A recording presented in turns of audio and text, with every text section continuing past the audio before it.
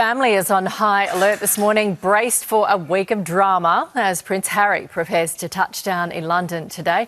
A last-minute change of plans will see the Duke of Sussex travel alone after Meghan and their children pulled out of their visit. Prince Harry and Meghan Markle already plotting to break these so-called new Megxit rules. Because, of course, Megxit was never going to last, given they aren't making any money. So they did this new deal with the British royal family with Alison Boshoff, revealing the Sussexes have agreed to a whole load of respectful guidelines. The world was waiting for a single photograph, one image of a grandfather finally reunited with his grandchildren, a moment of healing for a fractured dynasty.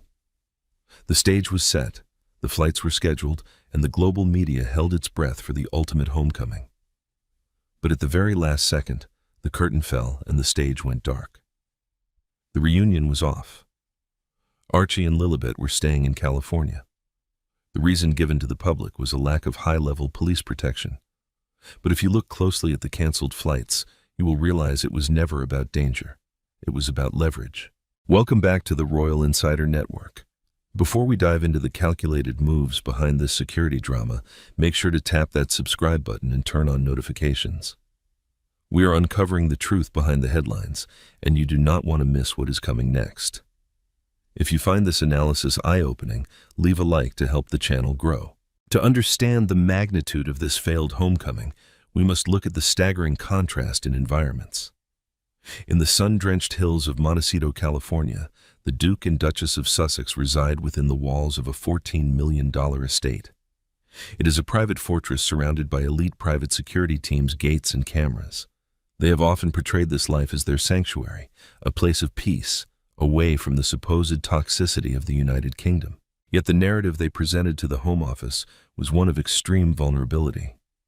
Prince Harry reportedly told his legal team and advisors, quote, "I cannot bring my family back to my home country if their safety cannot be guaranteed by the state." End quote. He argued that his private American security team would be like bringing a knife to a gunfight in the streets of London. This claim painted one of the most monitored and safest cities on the planet as a war zone for his family. Royal commentators and insiders were quick to point out the irony. They noted that while the Duke claimed London was too dangerous, he and Meghan were perfectly comfortable attending high-profile public events in cities with significantly higher crime rates. A source close to the palace reportedly remarked, quote, "It seems the definition of safety changes depending on who is paying the bill." End quote. The cancellation of the children's trip was not a sudden logistics failure. It was a strategic announcement delivered at the 11th hour. Documents show that the flights were indeed booked, the staff was prepared, and the king was expecting his grandchildren. Then the hammer dropped. By withdrawing the children at the very last minute, the Sussexes did not just avoid a trip, they sent a message to the British government and the monarchy. This was a high-stakes game of chess played through the media. By linking the children's presence to the security lawsuit, they attempted to turn public opinion against the Home Office. They wanted the world to see a grandfather being deprived of his grandchildren by heartless bureaucrats. Harry was heard telling his circle, quote, "If they want to see the children, they must provide the protection we deserve." End quote. But the strategy backfired. Instead of sympathy, many saw a calculated move to use Archie and Lilibet as pawns in a legal battle for taxpayer-funded protection. The failed homecoming was not a tragedy of safety. It was a masterclass in media manipulation that left the royal family more divided than ever before. What do you think about this move? Was it a genuine concern for safety, or was it a calculated play for power? Type your thoughts in the comments below. We read every single one. If you enjoyed this deep dive, please hit that like button and subscribe to the Royal Insider Network for more unfiltered royal analysis. Your support keeps us going. The battle has moved from the tarmac of the airport to the cold marble halls of the High Court in London. While the public narrative focused on a grandfather's missed embrace, the reality was a high-stakes legal war against an entity most people have never heard of, RAVEC. This is the Executive Committee for the Protection of Royalty and Public Figures. It is the invisible wall between the Duke of Sussex and the life he left behind. To the average viewer, this might look like a son begging his father for help. But the truth is much more clinical. This is not about King Charles refusing to protect his son. It is about the British government enforcing the law. When Prince Harry stepped down as a working royal, he did not just leave a job, he relinquished a constitutional status. Security provided by the state is a finite taxpayer-funded resource reserved for those who represent the crown. Yet the Duke is now demanding that the state return what he voluntarily gave up. He is suing the very government that serves his father, creating a legal paradox that has left constitutional experts stunned. A legal representative for the Home Office was clear during the proceedings, stating, quote, "The Duke of Sussex no longer holds the same status as those who carry out official duties for the monarchy, and therefore his security must be assessed on a case-by-case basis." End quote. But why would a man with a multi-million-dollar security team in California be so desperate for British police protection? The answer lies in the difference between being safe and appearing powerful. If you're a billionaire in London, you can hire the best private bodyguards in the world. They are highly trained, they are armed where legal, and they are invisible. But they cannot do one thing. They cannot stop traffic. They cannot use blue lights. They cannot command a motorcade of police outriders to sweep through the streets of London while the world watches. This is the staging of power. For the Sussexes, security is not just a shield, it is a symbol. Private security suggests you are a celebrity. A police escort confirms you are a royal. Insiders suggest that the Duke's frustration stems from this loss of prestige. During one of the heated discussions regarding his visits, Harry reportedly told officials, quote, "My private team does not have the intelligence access or the authority to move through London the way a state-sanctioned team does." End quote. He argued that without the full weight of the Metropolitan Police, his family was a sitting duck. The irony is sharp. Harry is effectively trying to buy the prestige of the British state. He offered to pay for the police protection himself, a move that the courts swiftly rejected. The judges ruled that the British police are not guns for hire. You cannot simply write a check to the Home Office and receive a royal-level motorcade. It would set a dangerous precedent where the wealthy could purchase state power for their own personal branding. By demanding this level of protection, the Duke is attempting to maintain a foot in two different worlds. He wants the freedom of a private citizen in America, but the state-funded grandeur of a prince in the United Kingdom. It is a legal showdown that has put the monarchy in an impossible position, as the court documents continue to leak. We are beginning to see the true cost of this conflict. It is a war of ego disguised as a plea for safety. But as the legal walls close, one question remains.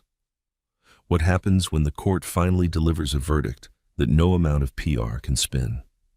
The answer lies in the shadows of the palace, where another even more secretive plan was already being set in motion. While the courtroom drama unfolded, a different kind of calculation was being made in the court of public opinion. It is a calculation of pounds, dollars, and pure hypocrisy. The Sussexes have built a brand on being financially independent, yet they seem tethered to a public purse they claim to have outgrown. This is the story of the $100 million hypocrisy, where the pursuit of privacy is funded by the very exposure they claim to fear. Let us look at the staggering numbers involved. Since moving to California, the Duke and Duchess have signed commercial deals estimated to be worth over $100 million. Between their massive contract with Netflix and their lucrative partnership with Spotify, they have secured a fortune that places them among the global elite. In any other world, $100 million net worth would be more than enough to secure the finest private protection money can buy for a lifetime. Yet Harry remains locked in a bitter legal battle over a security bill estimated at £3 million per year. The contrast is impossible to ignore. A financial analyst recently observed the situation, saying, quote, "When you are playing in the big leagues of Hollywood, $3 million for security is simply the cost of doing business. It is a fraction of their annual earnings," end quote. But for the Duke, this bill is something he believes the British public should continue to shoulder, despite his choice to live 5,000 miles away. The irony deepens when you look at the lifestyle they project. At high-profile events, the Duchess is frequently seen in designer ensembles costing upwards of $7,000 for a single afternoon. These are the trappings of extreme, visible wealth.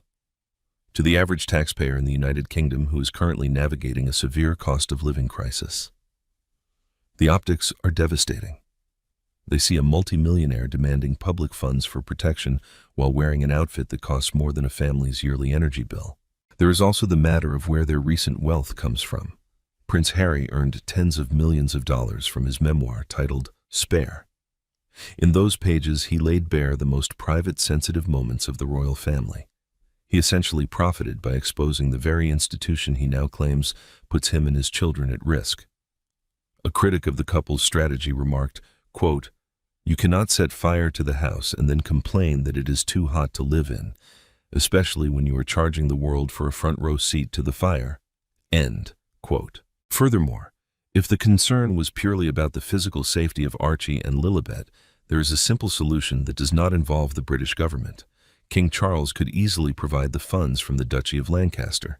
This is his private estate separate from taxpayer money, often used to support members of the family. However, Harry has consistently pushed for state-sanctioned protection. This confirms that the fight is not about the bank balance. He does not just want to be safe, he wants the official status that only the Metropolitan Police can provide. He wants the royal stamp of approval that comes with state-funded outriders and intelligence briefings. This reveals the true nature of the conflict. It is not about a lack of funds, it is about a refusal to pay for a status that they feel is their birthright, regardless of the fact that they walked away from the duties attached to it.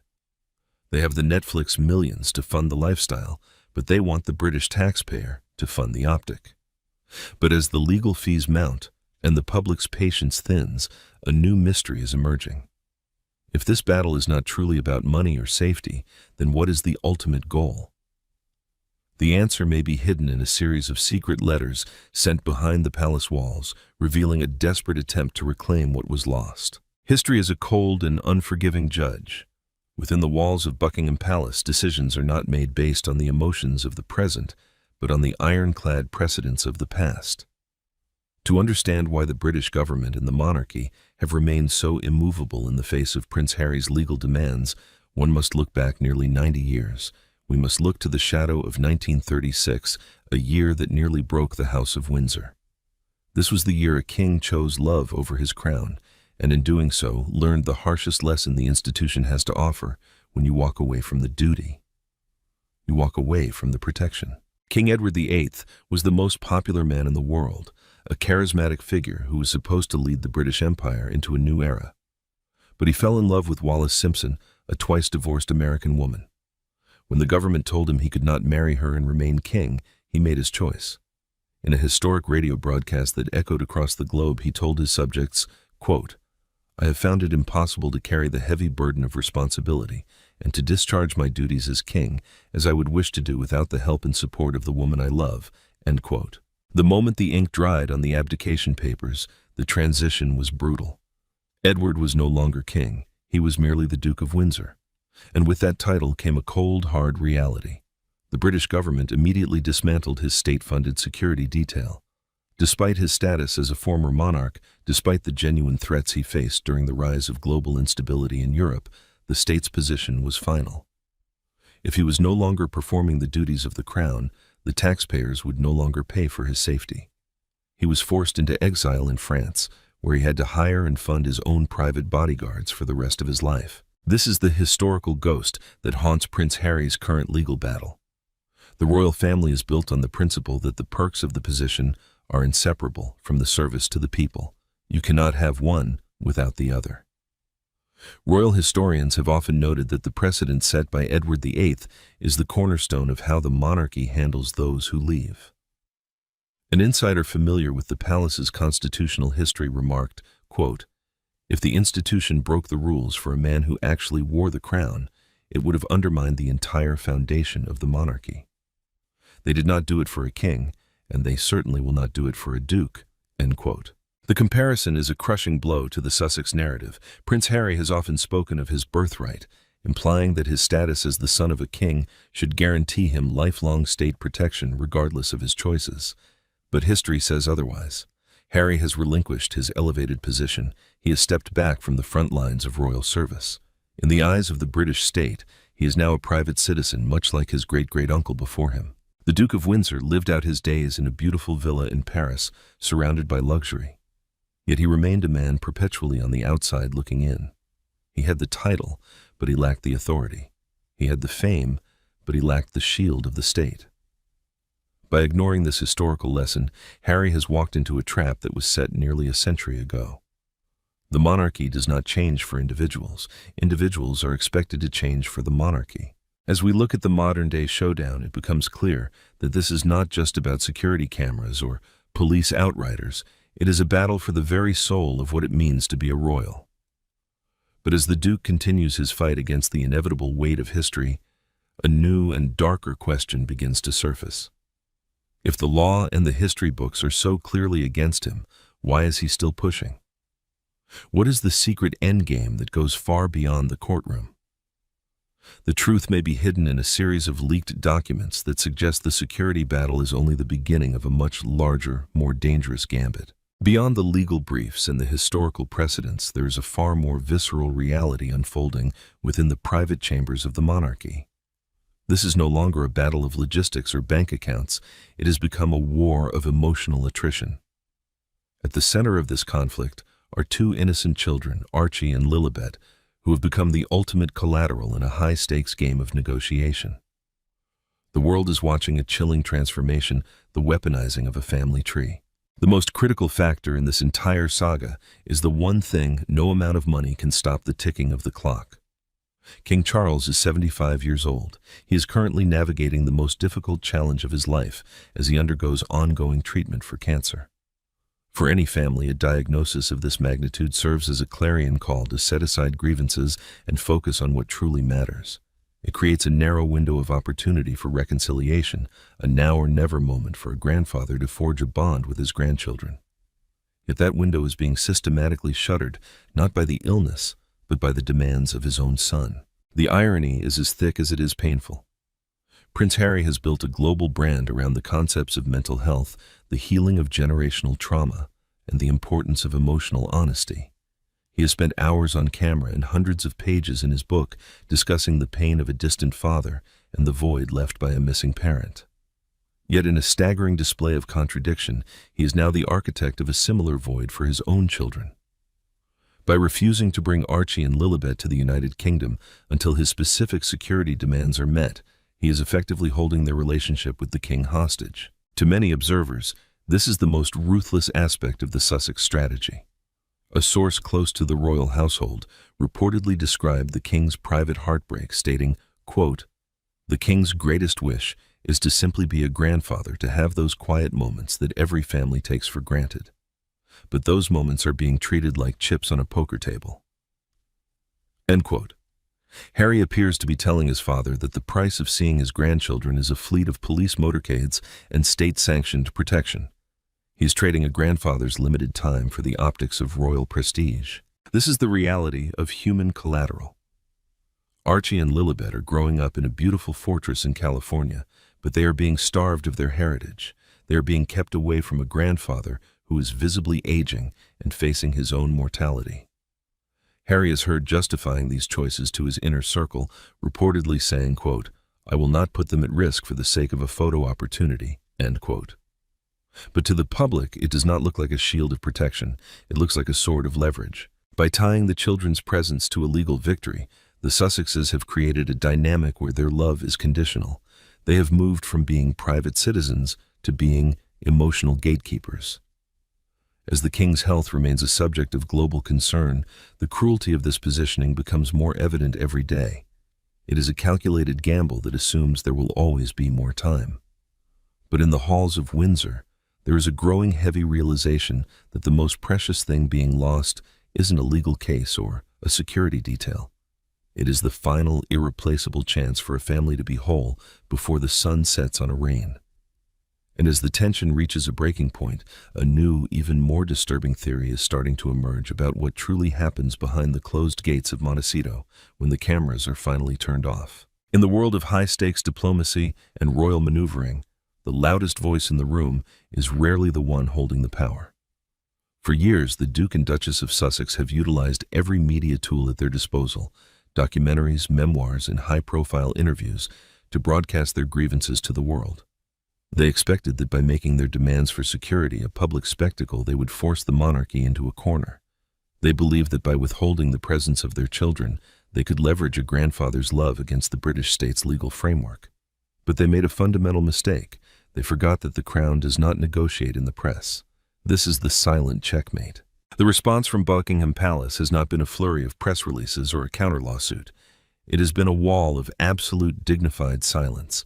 While Prince Harry files hundreds of pages of legal documents, King Charles and Prince William have remained focused on the work of the monarchy. They have refused to enter the public debate, choosing instead to let the law of the land speak for itself. A senior palace official reportedly summed up the situation behind closed doors, stating, quote, "The crown does not explain, it does not complain, and it certainly does not negotiate with those who have already walked away from the table." End quote. This silence is the most powerful weapon in the royal arsenal. By refusing to play the game, the palace has rendered the Sussexes' leverage useless.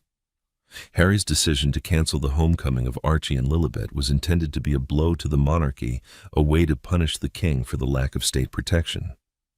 But instead of triggering a panic in London, it only served to isolate the Sussexes further. It revealed a harsh truth that many were beginning to suspect the monarchy will continue with or without them.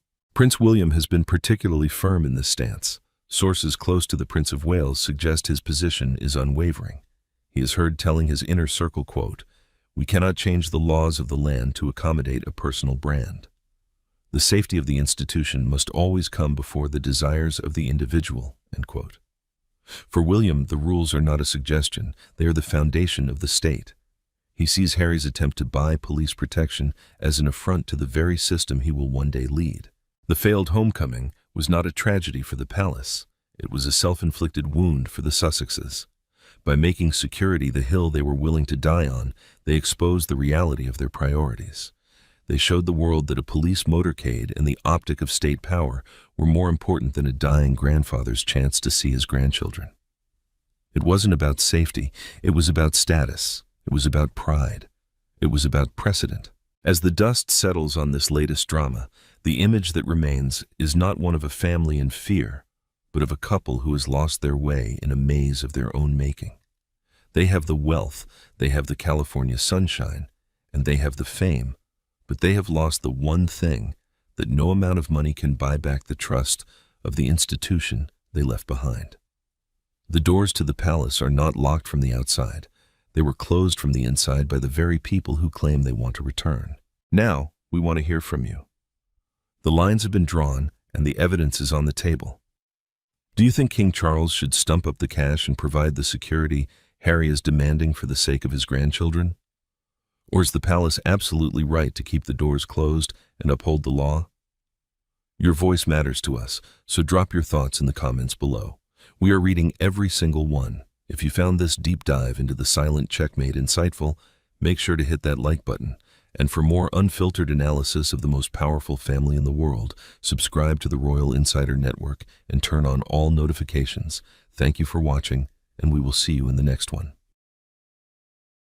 The countdown to July 2026 was supposed to be the moment Prince Harry reclaimed his narrative. With the global spotlight shifting toward the upcoming Invictus Games, the Duke of Sussex needed a significant PR push on British soil to pave the way for his return to the world stage. The plan was clear: a high-profile arrival, a series of strategic meetings, and perhaps a carefully timed photograph with senior members of the family to signal a thawing of the ice. But as the wheels of his private jet touched down in London, the reality was a cold, clinical slap in the face.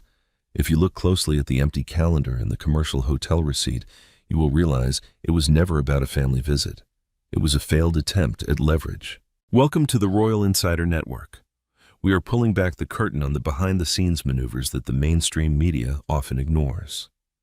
Before we break down the financial and diplomatic reality of this trip, please take a second to hit that like button and subscribe to the channel. If you believe the rules of the monarchy should apply to everyone, equally let us know by typing "fair play" in the comments. Your engagement helps us bring you the truth. This visit was 100% self-funded and entirely unmonitored by the palace. In a move that signaled his total exclusion from the royal inner circle, the Duke was forced to book a room at a standard commercial hotel in central London. While his former life involved the sprawling luxury of royal estates, he now found himself exactly 3 miles from Buckingham Palace, a distance that in diplomatic terms might as well have been a different planet. There were no royal outriders, no state-funded security detail, and no welcoming committee. The harsh reality of his situation was dictated by a specific protocol known as the grace and favor status. This long-standing tradition dictates that royal residences are a privilege reserved exclusively for working royals, those who actively serve the crown and the British public. When Prince Harry stepped back from his duties, he was stripped of these privileges. A palace source was heard explaining the firm stance of the household, stating, quote, "The keys to royal residences are symbols of service. They are reserved for those who carry out the work of the monarchy, not for those who visit for private commercial business." End quote. Harry's team had reportedly been working for weeks to secure a meeting with King Charles or Prince William. According to insiders, the Duke told his advisors, quote, "We need a visual win in London before the games start. If the public sees me with the king, it validates everything we are doing with Invictus." End quote. But the response from the palace was a resounding silence. 0 senior members of the royal family were available. The king's schedule was packed with state duties, and Prince William remained focused on his own constitutional responsibilities. This was not a scheduling conflict, it was a deliberate statement. The Duke of Sussex had arrived for a pre-Invictus PR push, but he found himself treated as any other high-profile visitor would be. He was a private citizen in a commercial hotel, paying his own bills and facing a closed door. The message from the palace was unmistakable. The era of special treatment is over. As he sat in his hotel room 3 miles away from the heart of the monarchy, the weight of his choices began to settle. The homecoming he had envisioned had become a solitary stay in a city that no longer recognized his former status. This was the beginning of a new, much more difficult reality, where the shadow of the palace looms large, but the gates remain firmly shut. What happens when a prince realizes his title no longer carries the weight of the crown? The answer was already being written in the legal documents being shuffled behind closed doors. Behind the closed doors of that commercial hotel room 3 miles away from the seat of power, the atmosphere was likely far from peaceful. To the casual observer, Prince Harry was simply in London to prepare for the Invictus Games. But to those who follow the money, the reality is far more clinical. The Duke of Sussex is currently sitting on a $100 million time bomb, and the clock is ticking. Insiders and seasoned royal observers like Lady Colin Campbell have begun to pull back the curtain on what they describe as a desperate credibility grab. According to Lady C, this trip was never about a son wanting to check on his father's health. It was a calculated attempt to stop a financial hemorrhage that threatens the very foundation of the Sussex brand. Lady C has been vocal about the internal panic, reportedly, stating to her inner circle, quote, "They are running out of the only currency they have relevance. Without a connection to the monarchy, the brand is just another Hollywood entity in decay." End quote. The numbers tell a brutal story. The massive $100 million deal signed with Netflix years ago is now entering its final phase. High-level executives at the streaming giant have reportedly grown weary of projects that lack the royal gold standard. Without access to the inner workings of the palace, without photographs of royal events, and without the prestige of the institution, the Sussexes have very little left to sell. A media analyst recently noted that the content being produced is failing to justify the astronomical price tag, leading to what many call a brand decay. This financial pressure was exacerbated by the high-profile collapse of their $20 million deal with Spotify. That failure served as a warning shot across the bow of their empire. It proved that the names Harry and Meghan alone were not enough to sustain a global media powerhouse. They needed the aura of the monarchy to remain premium. With a $20 million hole in their projected revenue, the stakes for the upcoming Invictus Games have never been higher. The Games are a massive logistical and financial undertaking, requiring hundreds of millions in corporate sponsorships. However, industry insiders suggest that major corporations are becoming hesitant. They are wary of being caught in the crossfire of a family feud and are increasingly concerned about the internal governance of the Sussex brand. For these sponsors, a photo of Harry standing next to King Charles is not just a family snapshot, it is a credibility certificate. It signals to the world that Harry is still an insider and therefore a safe bet for investment. The Duke's mission in London was clear: obtain that royal endorsement at any cost. Reports suggest Harry told his communications team, quote, "We need the King's presence, even if it is just a 10-minute meeting. The sponsors need to see that the bridge is still standing," end quote. But the palace, aware of the commercial motives behind the request, has maintained a disciplined distance. They are refusing to allow the king's image to be used as a marketing tool for a private commercial empire. As the realization sets in that no such photo is forthcoming, the time bomb continues to tick. The financial walls are closing in, and the desperate need for royal content is clashing with the palace's new policy of total exclusion. But if the king remains unreachable and the Netflix deal is reaching its end, what is the Duke's next move? The answer may lie in a controversial new strategy that shifts the target from the king to the one man who holds the keys to the future of the monarchy, a man who has even less interest in playing Harry's game.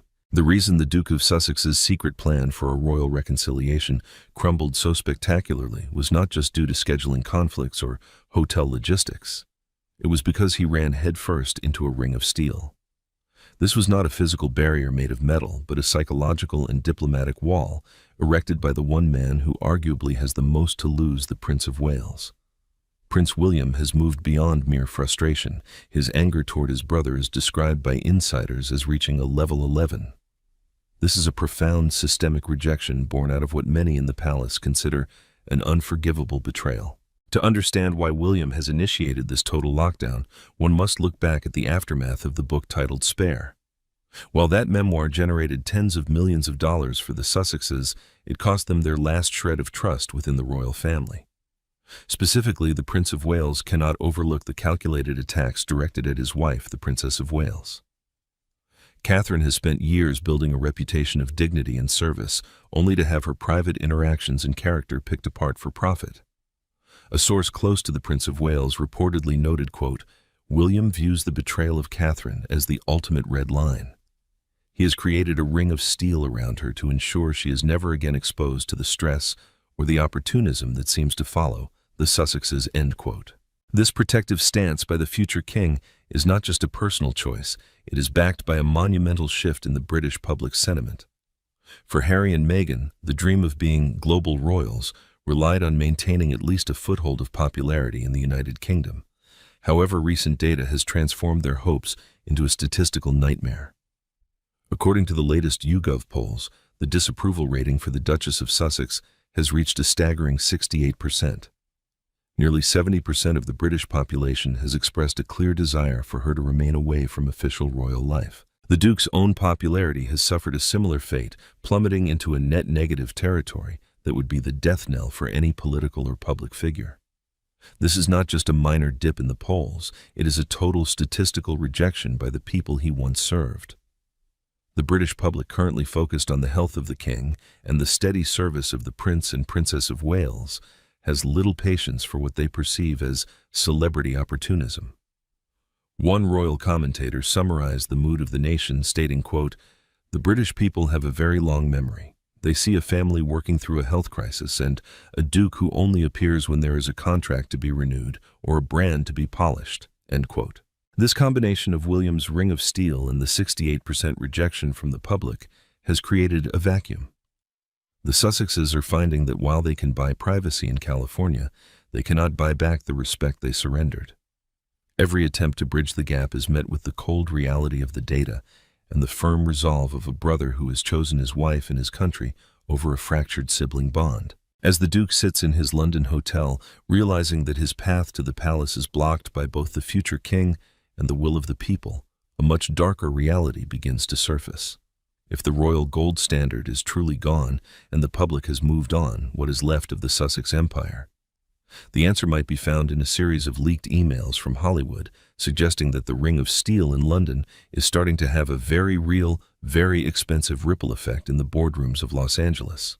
The true cost of this rejection is about to be revealed, and it is far higher than anyone anticipated. In the corridors of power, time is the ultimate currency, and for a monarch, every second is meticulously accounted for by the state. As Prince Harry attempted what many insiders called a PR ambush in London, he was met with a clinical response that redefined the term tough love. If the Duke expected a long, soulful reconciliation over tea at Clarence House, he was severely mistaken. What he encountered instead was a diplomatic quarantine. To understand the sheer scale of the trust deficit between the father and son, one only needs to look at the protocol established for any potential meeting. Reports from high-level sources indicate that should a face-to-face encounter occur, it is subject to a strict 15-minute cap. This is not merely a scheduling preference, it is a calculated defense mechanism. In this 15-minute window, there is no room for the emotional, performative venting that has characterized the Duke's recent media appearances. Furthermore, the King's advisors have insisted that at least 2 senior aides be present in the room at all times to serve as official witnesses. The reasoning behind this is as sharp as a blade. The palace is no longer willing to risk he said, she said leaks or the potential for private conversations to be repurposed for a future Netflix documentary or a revised book chapter. One courtier was heard describing the atmosphere to colleagues, stating, quote, "We are dealing with a profound lack of trust. Every word spoken must be documented, and every minute must be monitored to ensure that the private pain of the king is not sold as public entertainment," end quote. This strict management of time also reflects a harsh physical reality. By July 2026, King Charles will be 77 years old. He is a sovereign who is balancing the immense weight of the crown with ongoing medical treatments for cancer. At 77, energy is a finite resource. For a full-time monarch, every ounce of strength must be dedicated to constitutional priority. This is the legal and ethical principle that the king's schedule is not his own, it is a national asset. A king cannot simply cancel a briefing with the prime minister or a meeting with a foreign head of state to address the PR anxieties of his California-based son. To do so would be a dereliction of duty. When Harry's team reached out for an urgent slot in the royal diary, the response from the palace was reportedly cold and factual. An official was heard remarking, quote, "The king's schedule is dictated by the needs of the United Kingdom and the Commonwealth. It does not pause for domestic drama, particularly when that drama is being used to bolster a commercial brand," end quote. The king has effectively signaled that while he may be a father, his primary identity is that of a sovereign. By imposing a 15-minute limit and requiring witnesses, he has stripped the Duke of his most potent weapon, the intimacy of the royal family. Harry wanted a family moment to market to the world. Charles offered a state appointment. This move effectively neutralized the PR ambush, leaving the Duke with nothing but a brief witnessed encounter that holds zero value for a Hollywood script. As the Duke realized that even his own father had placed him under a diplomatic quarantine, the desperation of the Sussex camp began to reach a fever pitch. With the king unreachable and the Prince of Wales maintaining his ring of steel, the Duke was forced to look for a different way to exert pressure. But in doing so, he may have inadvertently triggered a sequence of events that the palace had been preparing for, in secret a final devastating response that would change the Sussexes' status forever. What happens when the grace and favor finally runs out of grace? The answer was waiting in a hidden dossier that was about to be leaked to the one place the Duke feared most.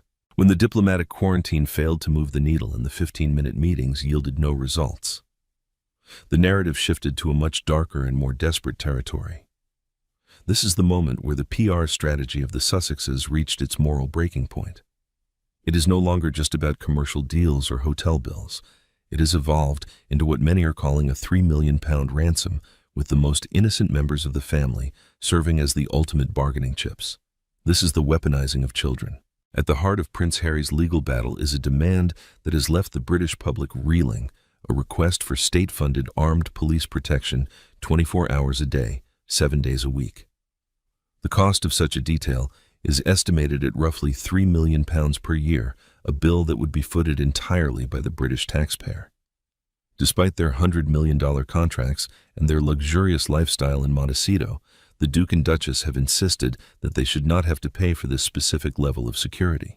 To justify this, they have created a narrative of extreme peril, claiming that the United Kingdom is too dangerous for their family to visit.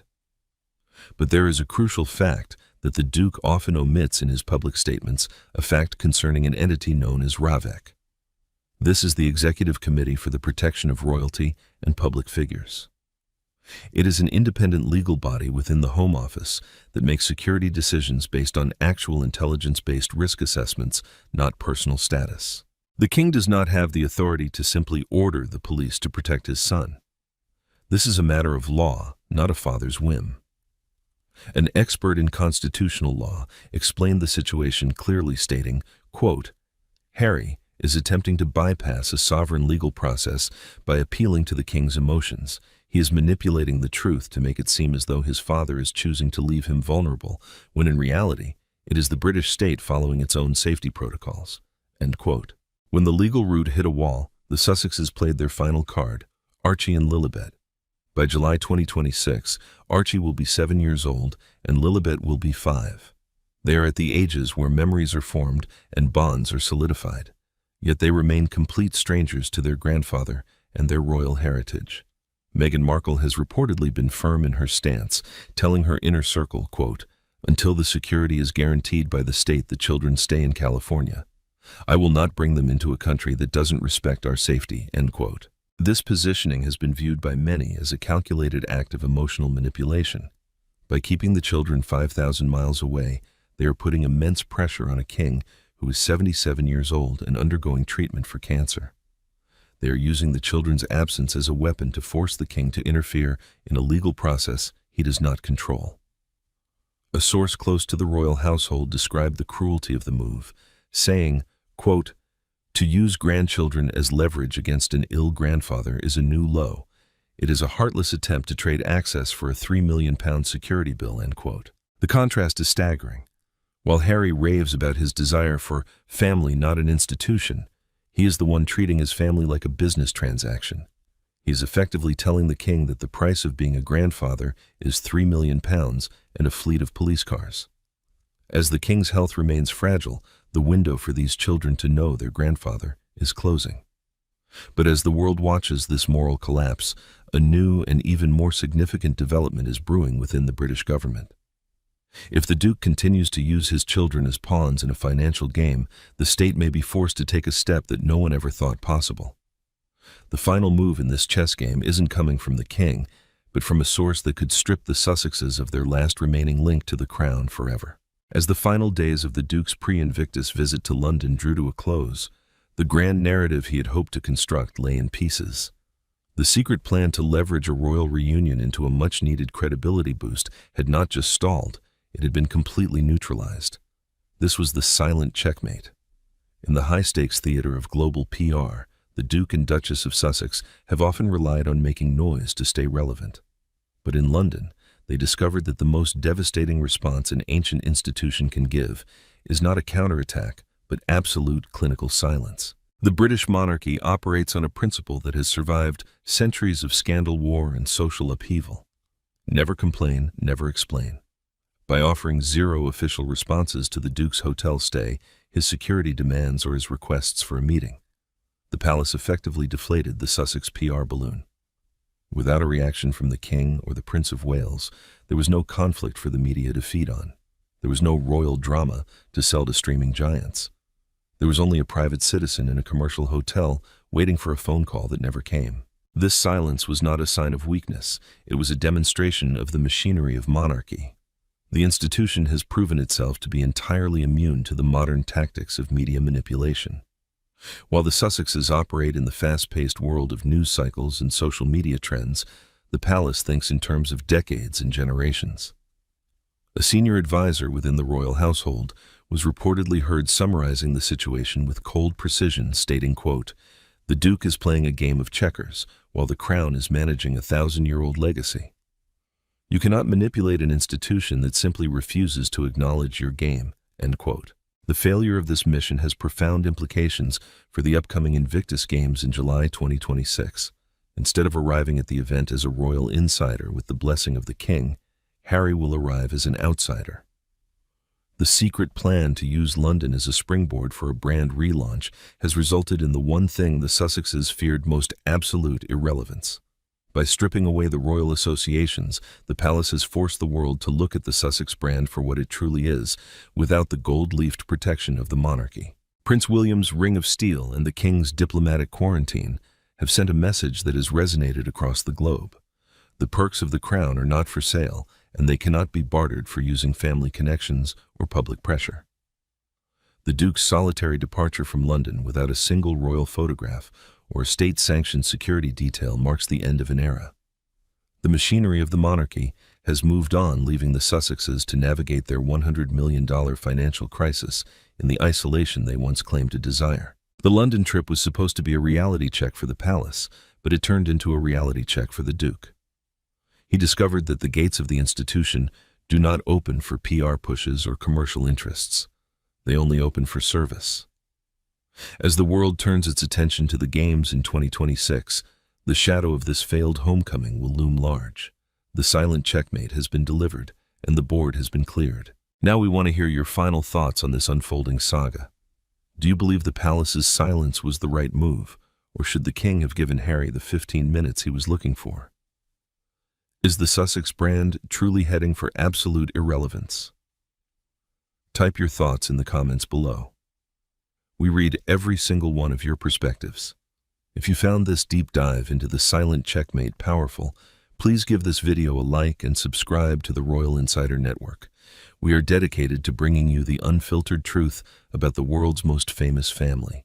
Make sure to turn on all notifications so you never miss a breaking update. Thank you for watching and stay tuned for our next investigation.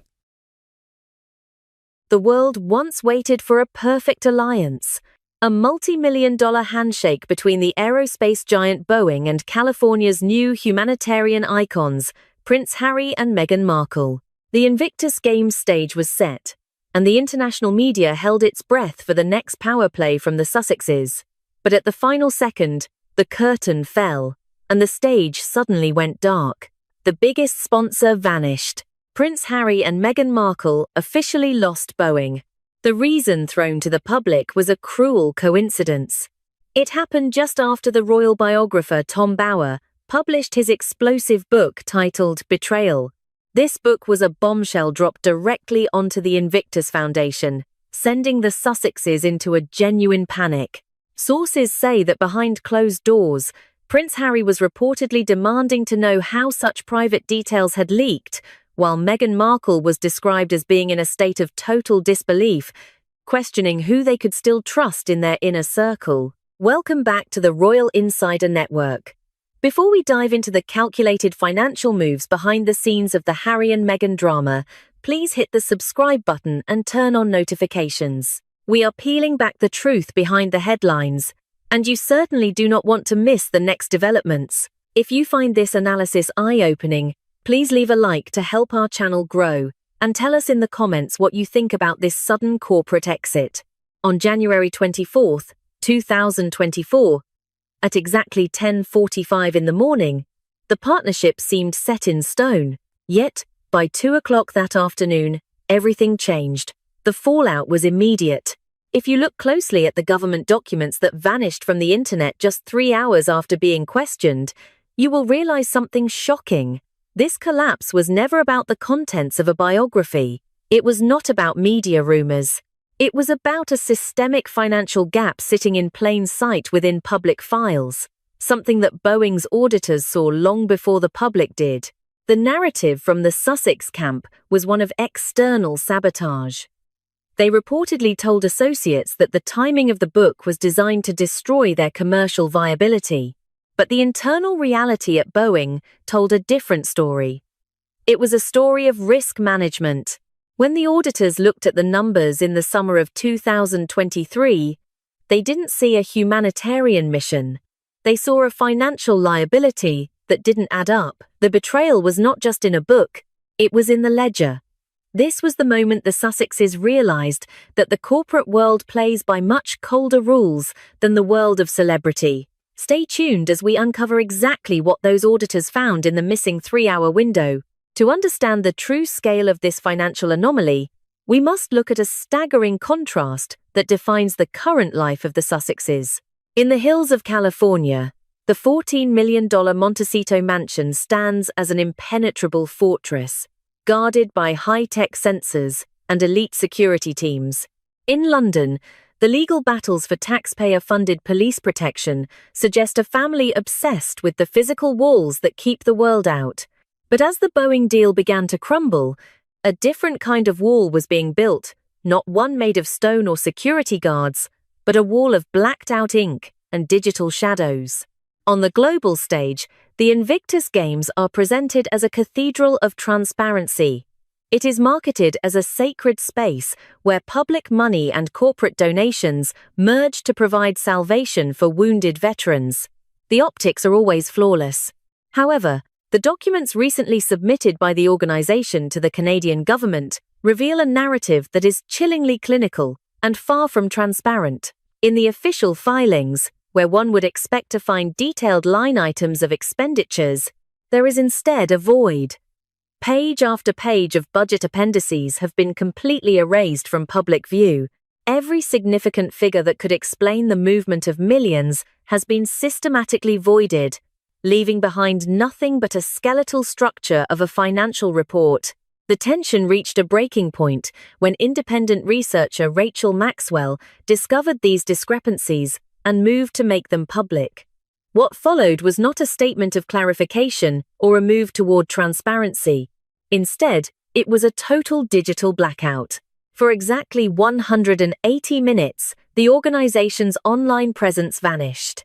Insiders reported a scene of absolute chaos behind the scenes. In those 3 hours, it wasn't a technical glitch or a surge in web traffic that took the system down. It was a deliberate tactical retreat. One can almost hear the panicked exchanges between the Foundation's legal team and the digital administrators. Lock the files immediately would have been the command. The public is seeing the gaps in the appendices. We need a security wall that no one can bypass.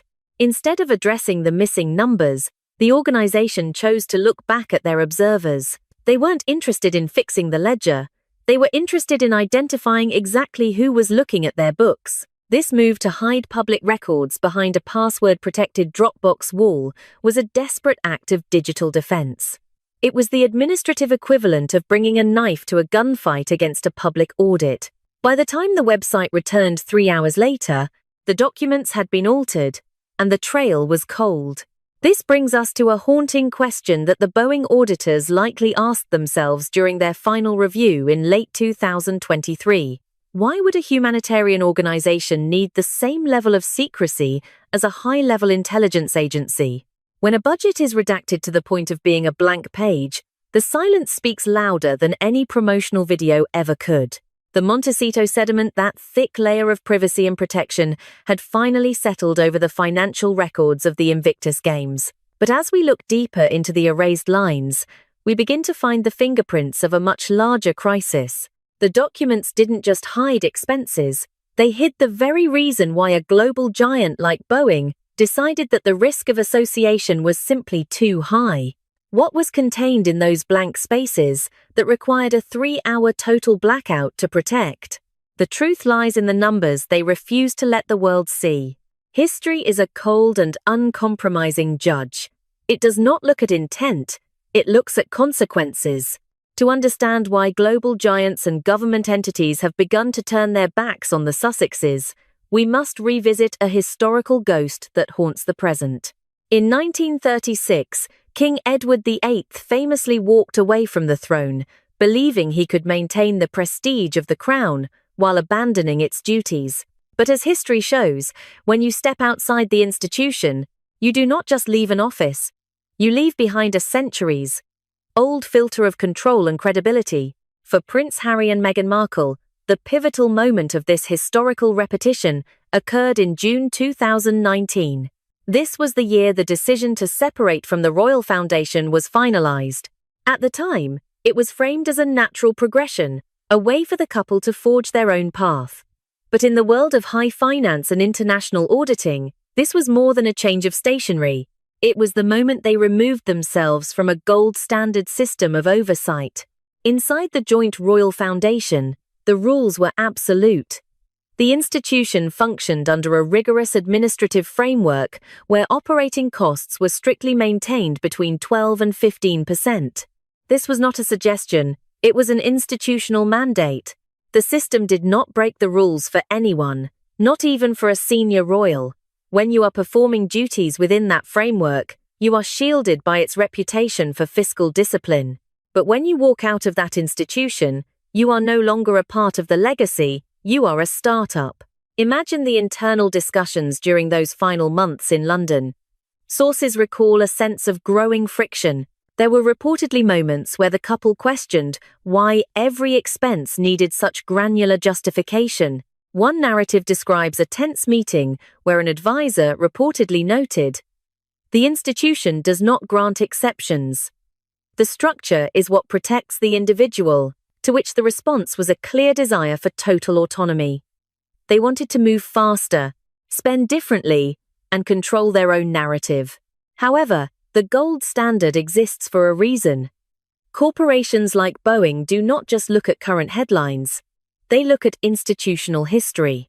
They saw a foundation that had moved away from a 12% operating cost model into a realm where the numbers began to fluctuate wildly.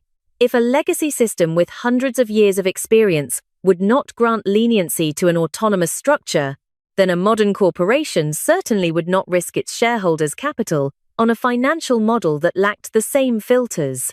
The tragedy of the 2019 split is that it traded long-term stability for short-term independence.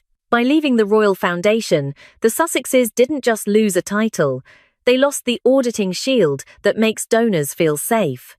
When Boeing's experts looked at the records in late 2023, they didn't see the polished humanitarian image projected on the stage of the Invictus Games. They saw the constitutional ghost of 1936, the image of someone who wanted the authority of the institution without the constraints of its rules. As we look at the redacted documents and the 3-hour digital blackouts, the logic of the past begins to explain the chaos of the present. The question that remains is not why the deal collapsed, but rather, what happens when the financial reality of an independent brand finally crashes into the unyielding expectations of the corporate world? The answer lies in the very numbers they tried to hide from the light. Beyond the legal files and the digital blackouts lies a mathematical equation of profound hypocrisy, one priced in millions of dollars. The Sussex brand was built on the foundation of humanitarian rescue, specifically the salvation of wounded veterans. Yet, the internal ledgers tell a story of a bloated administrative machine being fed while the actual cause is left to starve. It is a paradox that would make any corporate auditor shudder. To understand the severity of this, one must look at the visual contrast that defined the public perception of these events. Imagine a scene where Meghan Markle arrives at a charity event for veterans suffering from the cost of living crisis, wearing a designer outfit valued at $7,000. It is a striking image, but the fiscal reality behind the scenes is even more jarring. While the aesthetic is one of luxury and care, the financial records reveal a calculated shift away from the very people the organization claims to serve. In the world of international philanthropy, there is a gold standard set by independent watchdogs like Charity Watch. This standard is clear. At least 75% of all funds raised should go directly to the target cause. This is the benchmark for transparency and efficiency. However, in the Sussex-led model, a shocking contradiction emerged. In a single fiscal year, the total income of the foundation reportedly surged by 41%. On paper, it looked like a triumph, but as the auditors dug deeper, they found a devastating truth. The actual money reaching the veterans, the boots on the ground, had been slashed by 63%. The math simply does not add up for a humanitarian mission. While the revenue grew, the direct aid plummeted. Where did the money go? It went into the machinery of celebrity. It went into 6-figure executive salaries, high-end public relations firms, and an endless cycle of legal battles. There is a reported account of a high-level meeting where a financial consultant looked at these figures and asked a pointed question. How do we justify a 41% increase in revenue when the veterans are receiving 63% less than they did last year? The response from the inner circle was reportedly cold and strategic.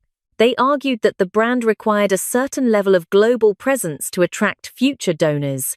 In other words, they were spending the veterans' money to build a platform that would theoretically bring in more money later. This is the ultimate million-dollar hypocrisy. You cannot wave the humanitarian flag with one hand while using the other to fund a lifestyle and a legal war chest that dwarfs your charitable output. It is a strategy that defies logic. It is like setting your house on fire, then complaining that the weather is too hot, all while selling tickets to the public to come and watch the flames. The numbers are not just figures on a page. They are a reflection of a fundamental shift in values. When the operating costs of a charity begin to consume the majority of its resources, it ceases to be a charity and becomes a corporate entity disguised as a movement. For a company like Boeing, which operates on razor-thin margins of public trust and technical precision, this was the ultimate red flag. They didn't see a partnership, they saw a liability wrapped in expensive fabric. The 63% paradox was the final crack in the glass. It proved that the mission had become secondary to the machine. As the world began to notice, the gap between the $7,000 outfits and the dwindling support for veterans, the silence from Montecito became deafening. But the most revealing document was still to come, the one that would explain why these numbers had to stay hidden at all costs. What else was buried in the administrative bloat that they were so desperate to keep from the light? Beyond the cold precision of financial audits and redacted files, there exists a far more ruthless reality. The human element has been transformed into a set of bargaining chips on a high-stakes media chessboard. In the world of the Sussexes, every appearance and every family milestone is calculated for maximum brand leverage. Even their own children, Archie and Lilibet, are often viewed by critics not just as heirs, but as narrative assets, poker chips used to soften the public's perception whenever a financial scandal or a corporate exit begins to dominate the headlines. To understand the sheer magnitude of this imbalance, one must look at a single, staggering number: $118,352. This was the reported cost associated with supporting a single athlete at the Vancouver event. On the surface, this figure suggests a level of care and investment that is almost heroic. But when you place that number next to the reality of the people the foundation claims to champion, the image begins to fracture. Consider the Nigerian team, a group of veterans representing a nation where the average monthly income for many families hovers around $100. In the eyes of the global audience, the inclusion of these athletes was a triumph of diversity and humanitarian outreach. But the math tells a different story. If the cost of operating the event for one person is over $118,000, one has to ask where that money is actually landing. It is a cruel irony that, while the organization spends hundreds of thousands on logistics, private aviation, and consultancy fees, the actual human beings at the center of the event, the wounded soldiers and disabled veterans, are often left to fend for themselves. Reports have emerged of veterans having to pay for their own airfare and hotel rooms just for the privilege of standing in the glow of the staged glory. They are not the beneficiaries of this vast wealth. They are the human collateral used to keep the machine moving. There is a chilling narrative from behind the scenes of a recent international tour. While the cameras captured images of high fives and empathetic hugs, the reality for the local staff and athletes was one of extreme pressure and minimal support. "We are here to provide the backdrop," one associate reportedly whispered to a colleague. "We are the rollers that allow their power stage to move across the world, but we aren't the ones who get to keep the stage when the lights go out." The math is not just obscene, it is a clinical demonstration of misplaced priorities. When it costs more than $100,000 to host an athlete who earns $100 a month, and that athlete is still paying for their own flight, the organization is no longer a charity. It has become a staging company for celebrity influence. The human collateral are the brave men and women who provide the moral authority for the brand, while the actual funds are siphoned into the infrastructure of fame. This brings us to a moment of reckoning that the Boeing auditors could not ignore. How can a multi-million-dollar corporation justify a partnership with an entity that spends more on the image of helping than on the help itself? The gap between the $118,000 expense and the $100 reality is a void that no amount of public relations can fill. But as we look at the final documents that were never meant to be seen, a new question emerges. If the money isn't going to the veterans, and it isn't staying in the foundation's public accounts, where is it truly being funneled? The answer lies in a hidden layer of the Sussex empire that is only now beginning to surface. In this financial game of thrones, The loudest scream is not the one heard by the public. While the Sussex PR machine continues to pump out high-definition trailers and carefully curated interviews, the real response is coming from a much quieter, more dangerous place. The resistance from regulatory bodies like the Canada Revenue Agency and the Charity Commission is not found in noisy press releases or social media feuds. It is a legal silence, a cold, bureaucratic vacuum that is slowly closing in on the Sussex empire. The rules governing international charities are crystal clear and unforgiving. If the allegations of excessive luxury spending and administrative bloat are verified through a formal audit, these agencies possess the ultimate power. Under the Charity Act, if a foundation is found to have misused funds or prioritized the lifestyle of its directors over its primary mission, the authorities have the right to enforce a mandatory repayment. They don't just ask for the money back, they can apply a penalty of 125% of the total amount in question. This is the silent checkmate. It is a financial move that no amount of celebrity influence can block. While this legal storm gathers, the reaction from Buckingham Palace has been equally telling. There are no retaliatory statements, no leaks of anger, and no public condemnation. Instead, there is a fortress of silence. It is a strategic withdrawal that says more than any headline could. By remaining silent, the institution is effectively allowing the numbers to speak for themselves. They are letting the corporate world, the auditors, and the tax authorities be the ones to deliver the final verdict. Sources close to the palace suggest that the stance is one of clinical observation, watching as the self-built brand of the Sussexes faces the one thing it cannot spin, the hard reality of a balance sheet. One can imagine the high-level briefings happening within the walls of the Foundation's legal counsel.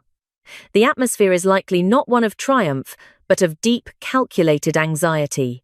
When you operate under the gold standard of the Royal Foundation, you are protected by the weight of the institution. When you step outside, you are exposed to the full, unyielding force of global financial scrutiny. For 2 years, the strategy has been to deflect and distract, but the clock on the wall is ticking toward a deadline that cannot be ignored. This battle cannot be decided by a PR campaign or a series of emotional social media posts. In the end, a global giant like Boeing doesn't walk away because of a book or a rumor. They walk away because they see a structural failure that they cannot afford to be associated with. The redacted documents and the frantic 3-hour digital blackouts were not signs of strength. They were the desperate maneuvers of an organization that realized its humanitarian shield was beginning to crack. This brings us to the real question that remains unanswered. A question that lingers long after the cameras are turned off. If those blacked-out figures were truly innocent, if every dollar was spent with the integrity they claim, why has the only choice for the past 2 years been silence and the deletion of records? Why hide the truth if the truth is your greatest asset? We want to hear from you. Do you believe the Sussexes can survive this level of financial scrutiny, or is the Boeing exit just the first of many corporate dominoes to fall? Is the 125% penalty a fair consequence for the million-dollar hypocrisy? Leave your thoughts in the comments below. We read every single one of them. If you found this deep dive into the hidden world of royal finance eye-opening, please make sure to subscribe to the Royal Insider Network and hit the like button. Your support helps us continue to investigate the stories that the mainstream media is too afraid to touch. Thank you for watching, and stay tuned as we continue to track every move in this unfolding crisis. 22 hours. That is all it took for a meticulously planned royal reunion to vanish into a cloud of media fire and absolute chaos. The official itinerary was locked in for July 7th through July 11th, 2024. Prince Harry was set to return to the United Kingdom, not to a hotel or a guest house, but to the historic safety of Buckingham Palace. He was offered the one thing he claimed to desire most, the protection of the King's own armed guards. It was a moment of supreme generosity from King Charles. But just 22 hours after the arrangements were finalized, the Duke of Sussex pulled the trigger on a total media meltdown. Suddenly, The headlines were not about a homecoming. They were about a scandal involving hidden habits and a frantic retreat. Behind the closed doors of their California mansion, the atmosphere was reportedly toxic. Those in Harry's inner circle describe a man in a state of extreme agitation. Prince Harry was reportedly heard telling his advisors that the palace was planning to sabotage him, yelling that this was a trap designed to destroy his image. He reportedly claimed that by bringing him into the palace, they were trying to monitor his every move and corner him into submission. Welcome back to the Royal Insider Network. Before we peel back the layers of the smoky mystery behind this sudden cancellation, please hit the subscribe button and turn on your notifications. We are bearing the truth behind the Sussex narrative, and you do not want to miss what comes next. If you find this investigation eye-opening, leave a like to help our community grow and tell us in the comments.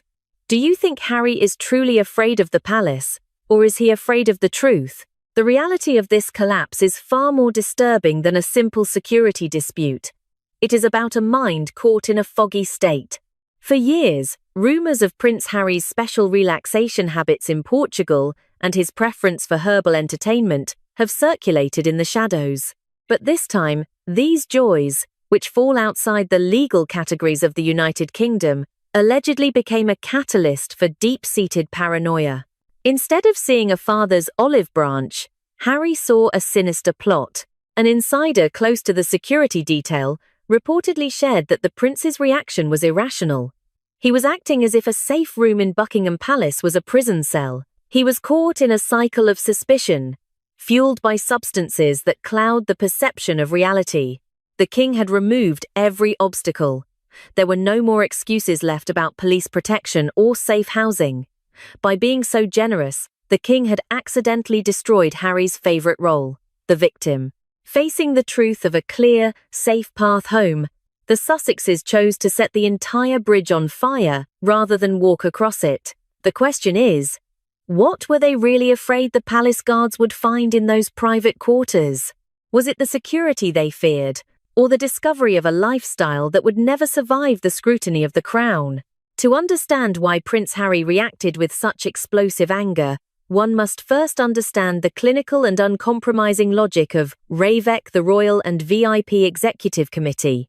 This body does not operate on sentiment, family ties, or the emotional pleas of a prince. It operates on a cold, mathematical risk matrix. In the eyes of the British state, security is a resource allocated based on current public duty, not a birthright that can be exported to a mansion in California.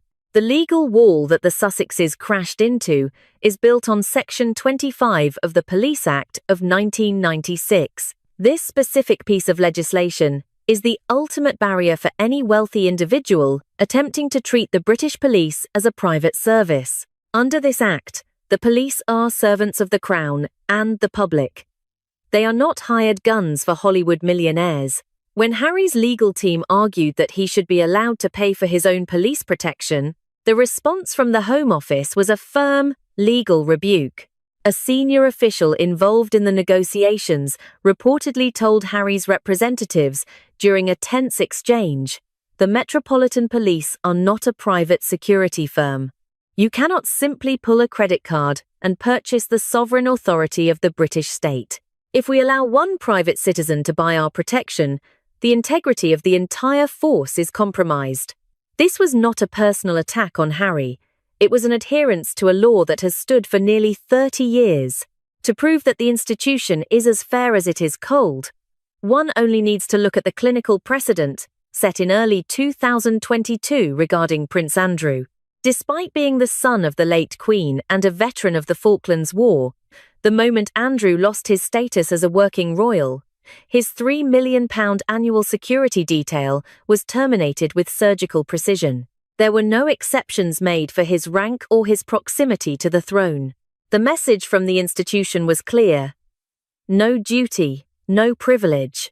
This is the sovereign fairness that Harry seems unable to accept. If the Duke of York, residing in the heart of Windsor, was stripped of his protection, there was no logical or legal world in which the Duke of Sussex could maintain it while living 4,000 miles away. RAVEC's matrix is blinded to the drama of celebrity. It only sees the necessity of the state.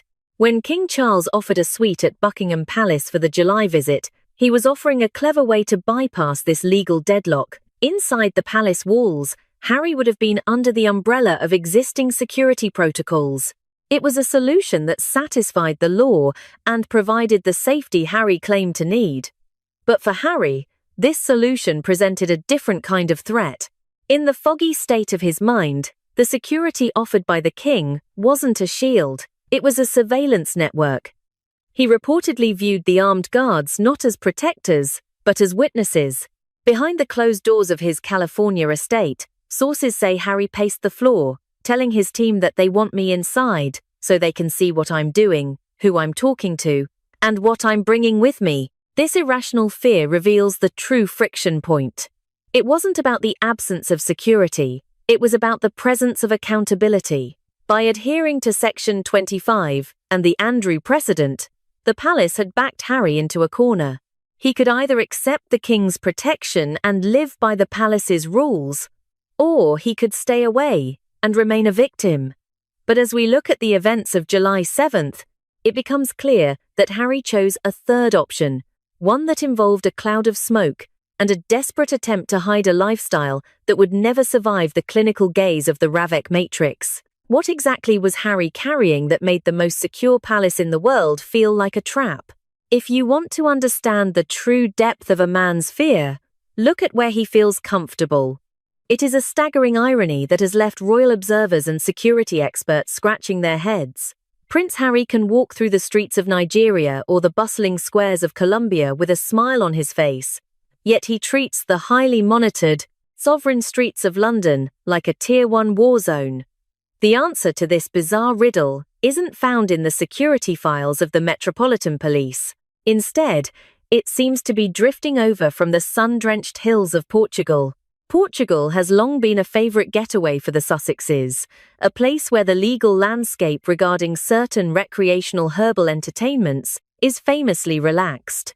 According to insiders who have begun to break their silence, these extended retreats weren't just about the beach. They were about a lifestyle of unregulated relaxation that has reportedly left the prince in a foggy state of mind. In this misty-eyed perception of reality, the boundaries between fact and fiction don't just blur, they vanish entirely.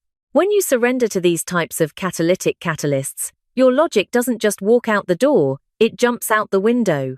This is the only way to explain how a man can be offered the keys to Buckingham Palace, perhaps the most secure fortress on the planet, and see it as a death trap.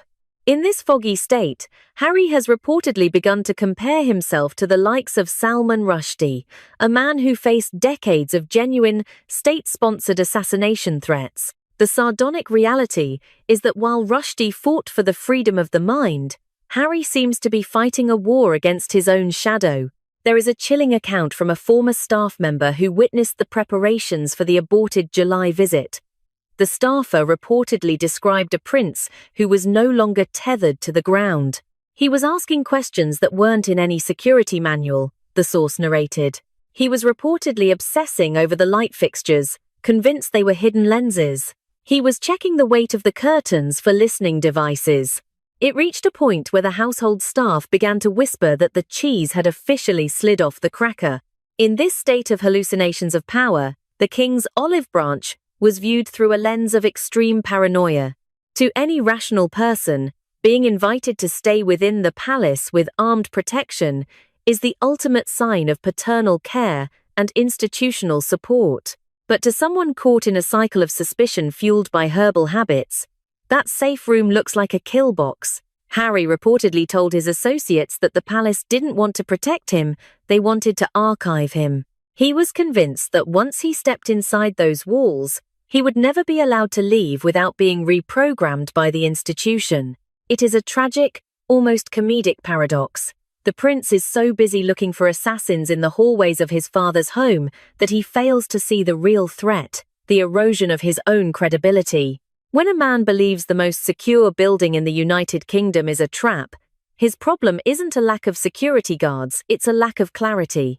As the July deadline approached, the fog of paranoia became so thick that Harry chose the only thing he felt he could control: a total, self-destructive retreat.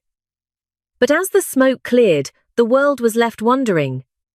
What exactly was he so afraid the palace would discover during his stay? What was he carrying in his luggage or in his mind that couldn't survive the honest light of day? While the Duke was lost in a fog of perceived assassins and listening devices, the Duchess was facing a much more tangible threat: the threat of absolute transparency. For Meghan Markle, the exposure trap is far more dangerous than any security breach. For 4 years, she has carefully constructed a multi-million-dollar narrative, selling a story of a racist and archaic United Kingdom to global audiences. This narrative was the foundation of a 6-episode Netflix deal and a best-selling brand. But returning to London, especially staying within the heart of the institution, is a move that risks shattering that carefully crafted status mask. In California, the Sussexes live behind a fortress of private PR firms and controlled media environments. They decide what the world sees and what the world believes. But Buckingham Palace is a different world entirely. It is a machine of meticulous record-keeping, where royal doctors, historical archivists, and strict administrative protocols exist not to serve a brand, but to serve the crown. For Meghan, London is a place where she cannot control the information flow with money or staged interviews. The real tension, however, lies with the 2 children, Archie and Lilibet. For years, the public has questioned why the children are kept so far from the royal fold, hidden behind a veil of extreme privacy. To the Sussexes, it is about protection. To the critics, it is about control. But a return to the United Kingdom for a 5-day stay would trigger a series of mandatory administrative hurdles that the couple has managed to avoid in the United States. In the United Kingdom, the status of children in the line of succession is not just a family matter, it is a constitutional one. Bringing them onto palace grounds would activate what insiders call real-time authentication. This includes everything from official health records to the verification of birth documents by royal physicians, procedures that are standard for any child holding a high-ranking title. Meghan reportedly expressed her deep-seated anxiety about this environment to her legal team during a late-night strategy session in June. She was described as being in a state of high alert, reportedly telling her advisors, "London is a vacuum where we have zero control. If we step inside those gates, the narrative is no longer ours. The doctors, the protocols, the verification systems they own, the truth there. We cannot risk the exposure." This is the hidden wall. In California, they can rely on birth certificates that aren't subject to the rigorous, centuries-old vetting process of the British Home Office and the Crown's legislative advisors. There are questions regarding DNA authentication and the specific legalities of their births that have lingered in the shadows for years. In the United States, these questions are dismissed as conspiracy theories. In the heart of the British palace, they are items on a checklist. Meghan Markle realized that the July visit was a double-edged sword. She could play the victim one more time, or she could risk having the administrative mask ripped away by an institution that values documentation over PR. She chose to maintain the mask. For her, the exposure trap was simply too high a price to pay for a few days of royal association. She would rather endure the public humiliation of a cancelled trip and the whispers of cowardice than face the cold, clinical light of the palace's record keepers. It is one thing to tell your truth on a streaming platform. It is another thing entirely to have that truth audited by the most precise administrative system on the planet. As the July 11th deadline passed, the question remained. If the documents and the children's status are as they claim, why is the most secure place on Earth the one place they are most afraid to be seen? What exactly is hidden behind the privacy shield of Montecito that cannot survive a trip to London? Manipulation is a game that requires 2 players. It only works as long as the other side remains emotionally invested, reacting to every jab and every headline. But as the summer of 2024 approached, a profound shift occurred in the collective consciousness of the United Kingdom. data from recent YouGov polls indicates a staggering reality. 85% of the British public has reached what experts call the tipping point of exhaustion. The anger has faded, replaced by something far more lethal to a celebrity brand: indifference. The people are no longer interested in the accusations or the olive branches. They simply want the media circus to leave town for good. This public fatigue is mirrored by a new, immovable force within the palace walls, a strategy that insiders have dubbed the steel boundary. At 77 years old, King Charles is navigating a season of life where every ounce of energy is precious. He is battling a significant illness, a situation where medical experts agree that high-level emotional stress acts as a literal toxin to the recovery process. In this high-stakes environment, Queen Camilla and Prince William have stepped forward to enforce a final, clinical decision. They decided it was time to call the Duke's bluff. For years, the Duke of Sussex has used the perceived lack of security as both a shield to avoid his family and a sword to attack the institution. He claimed he couldn't return because it wasn't safe. So, the palace stripped away his excuses. By offering him a secure suite at Buckingham Palace, surrounded by the king's own armed guards, they gave him exactly what he had spent years demanding in court. They provided a solution that was legally perfect and physically impenetrable. A senior courtier reportedly recounted a private strategy session where Prince William spoke with absolute resolve about this specific invitation. The Prince of Wales was described as having a look of stony clarity as he addressed the legal and security teams. He reportedly told them, "Give him the security he demands. Place him in the safest room in the most secure building in the country. If he still finds a reason to stay away, then the world will finally see that it was never about his safety. It was about his inability to face the reality of what he has walked away from." This was the masterstroke of the steel boundary. It wasn't an act of aggression. It was an act of surgical transparency.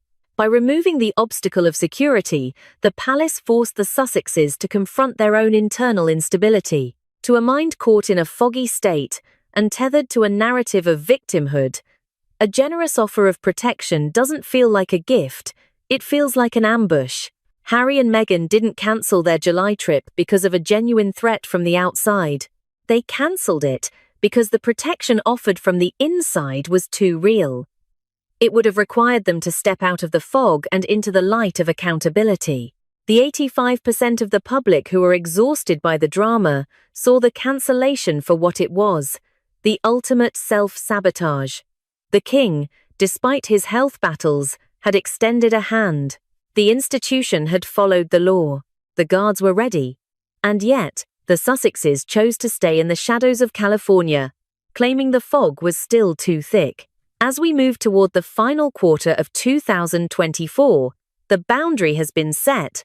The palace is no longer playing the game. They have realized that the best way to handle a circus is not to fight the performers, but to simply stop buying tickets to the show.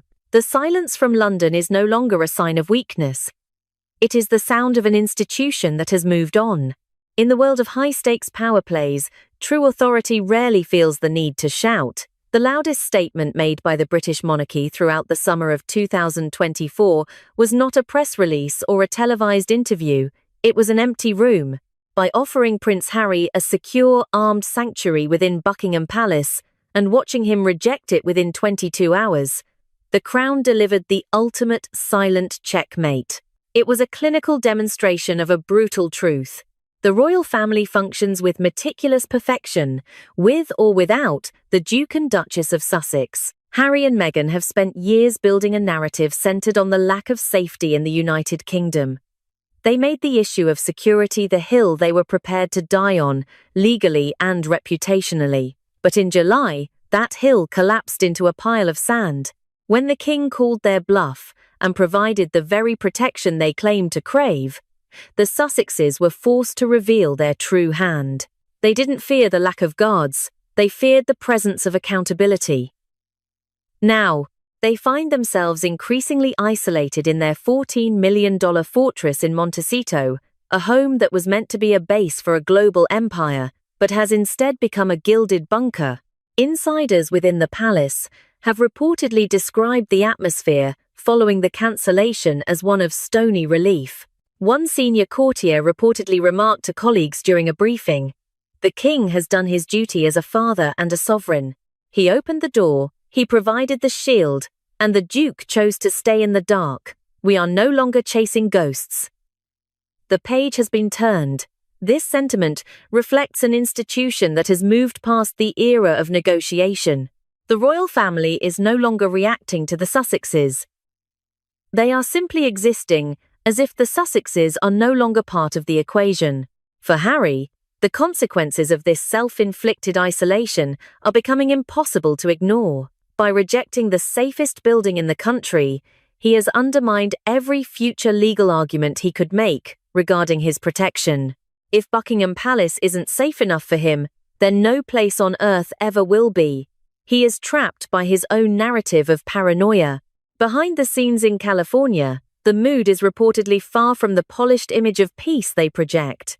Sources suggest that Meghan Markle is acutely aware that the security card has been played and lost. One associate reportedly overheard a tense discussion where the Duchess expressed frustration that their primary reason for staying away has been stripped of its logic. "If we can't use safety as the reason anymore," she reportedly asked, "how do we explain our absence without looking like we are hiding?" The reality is that the Sussexes aren't hiding from gunmen or rogue photographers. They are hiding from the cold, clinical light of the British administrative system, a system that values facts over feelings and DNA over PR. If this was truly a struggle for the safety of two young children, why would a fortified palace, protected by the finest armed units in the world, be rejected simply because of a fear of information leaks? The answer is as simple as it is devastating. They do not fear the shooters, they fear the exposure. They fear that their own fog of paranoia and their carefully constructed masks of victimhood would be stripped away the moment they stepped into the sovereign light of the crown. What do you think about this silent checkmate by King Charles? Was the offer of security a genuine olive branch, or the most brilliant trap ever set by the palace? Let us know your thoughts in the comments below. We value every perspective in this ongoing saga. If you found this analysis of the Sussexes' media meltdown insightful, please hit the like button and subscribe to the Royal Insider Network. Your support allows us to continue peeling back the layers of the most complex royal drama of our time. Thank you for watching, and stay tuned. The truth always has a way of coming to the surface. For centuries, the world participated in a shared ritual of life. The birth of a royal child was never just a family affair. It was a transparent contract between the crown and the people.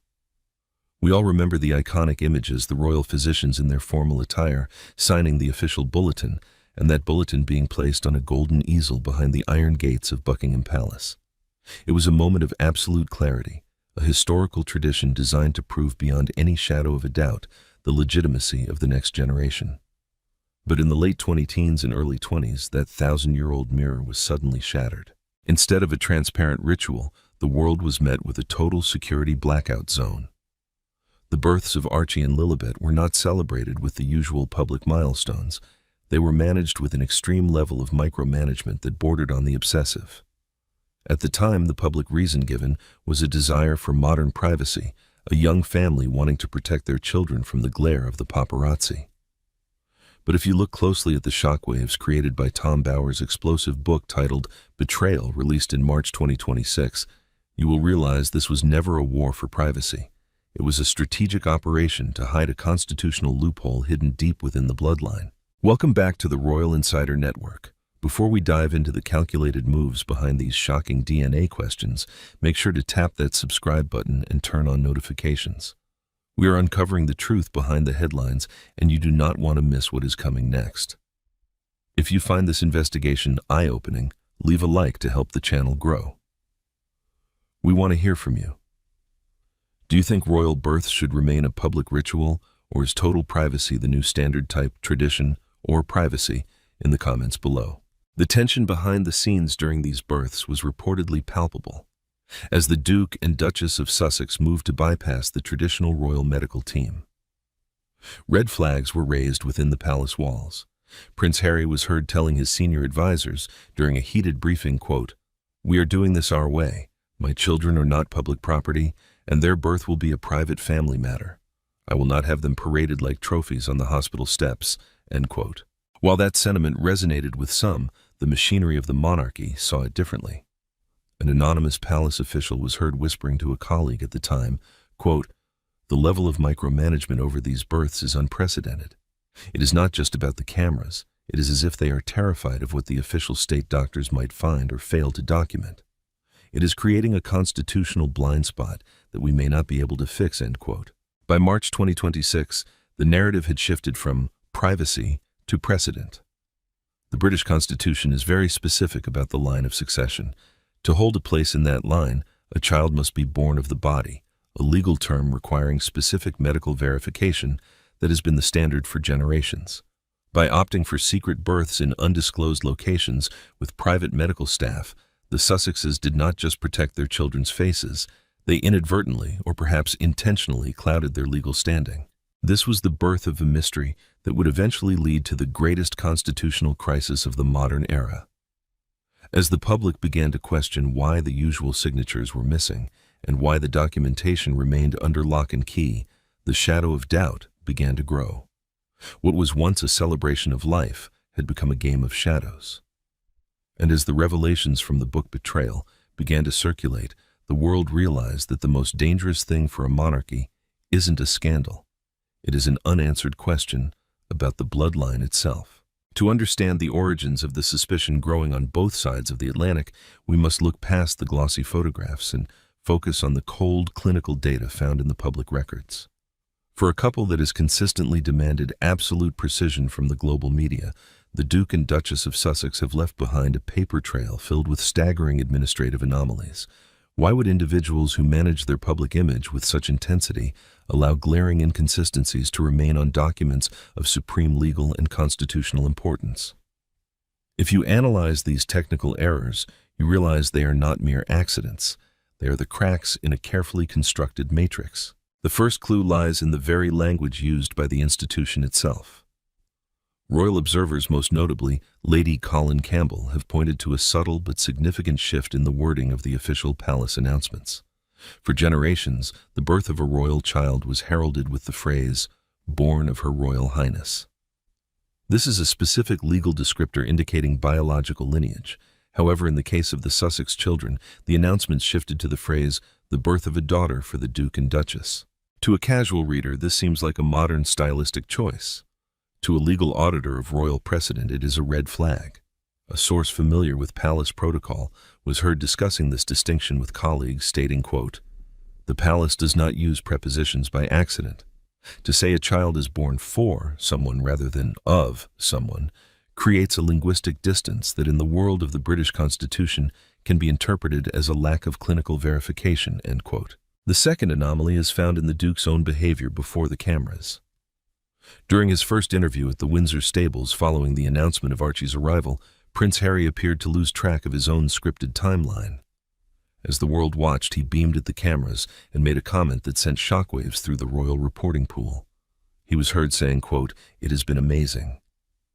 The baby has changed so much in the last 2 weeks," end quote. The problem. According to the official royal statement released only hours earlier, the child was only 2 days old. This was not a minor slip of the tongue by a tired father. It was a narrative discrepancy that raised a fundamental question.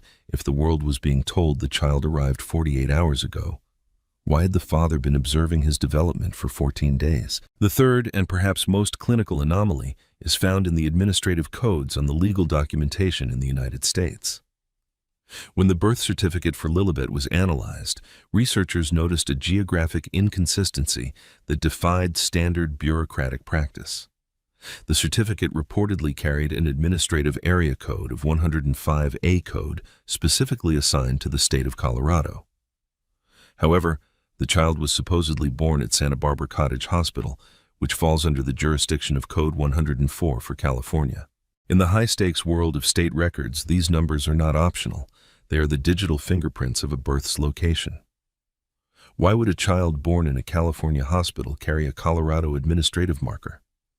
When questioned about these errors, the Sussex camp has often retreated into stories of chaotic hospital runs or stopping for tacos on the way to the delivery room. But to a forensic auditor, these stories are nothing more than the scripted illusions of a master director. They are designed to provide a human distraction from the administrative gaps that remain unfilled. These anomalies suggest that the blackout zone surrounding these births was not designed for privacy, but to facilitate a script that was struggling to align with reality. But as the administrative errors mount, a far more dangerous question is beginning to emerge. If the paperwork is flawed, what does that mean for the bloodline itself? The answer may lie in a series of private communications between the palace and the Home Office that suggest the constitutional loophole is much larger than anyone dared to imagine. History is a cold judge with a memory that spans centuries. It does not care about modern trends, personal preferences, or the desire for a private family life. To understand why the British public and constitutional experts are now demanding absolute clinical proof of the royal bloodline, we must look back nearly 340 years. We must look into the shadow of 1688, the year of the warming pan scandal, a crisis that nearly brought the Stuart dynasty to its knees and fundamentally changed the laws of the British monarchy forever. In 1688, Queen Mary of Modena, the wife of King James II, gave birth to a son.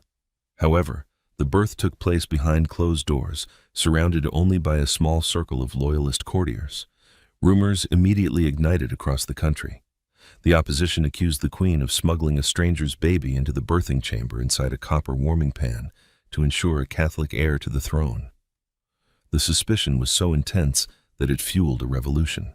A prominent courtier of that era was heard whispering to his allies in the dark corners of the palace, quote, "We have been told a prince is born, but where are the witnesses?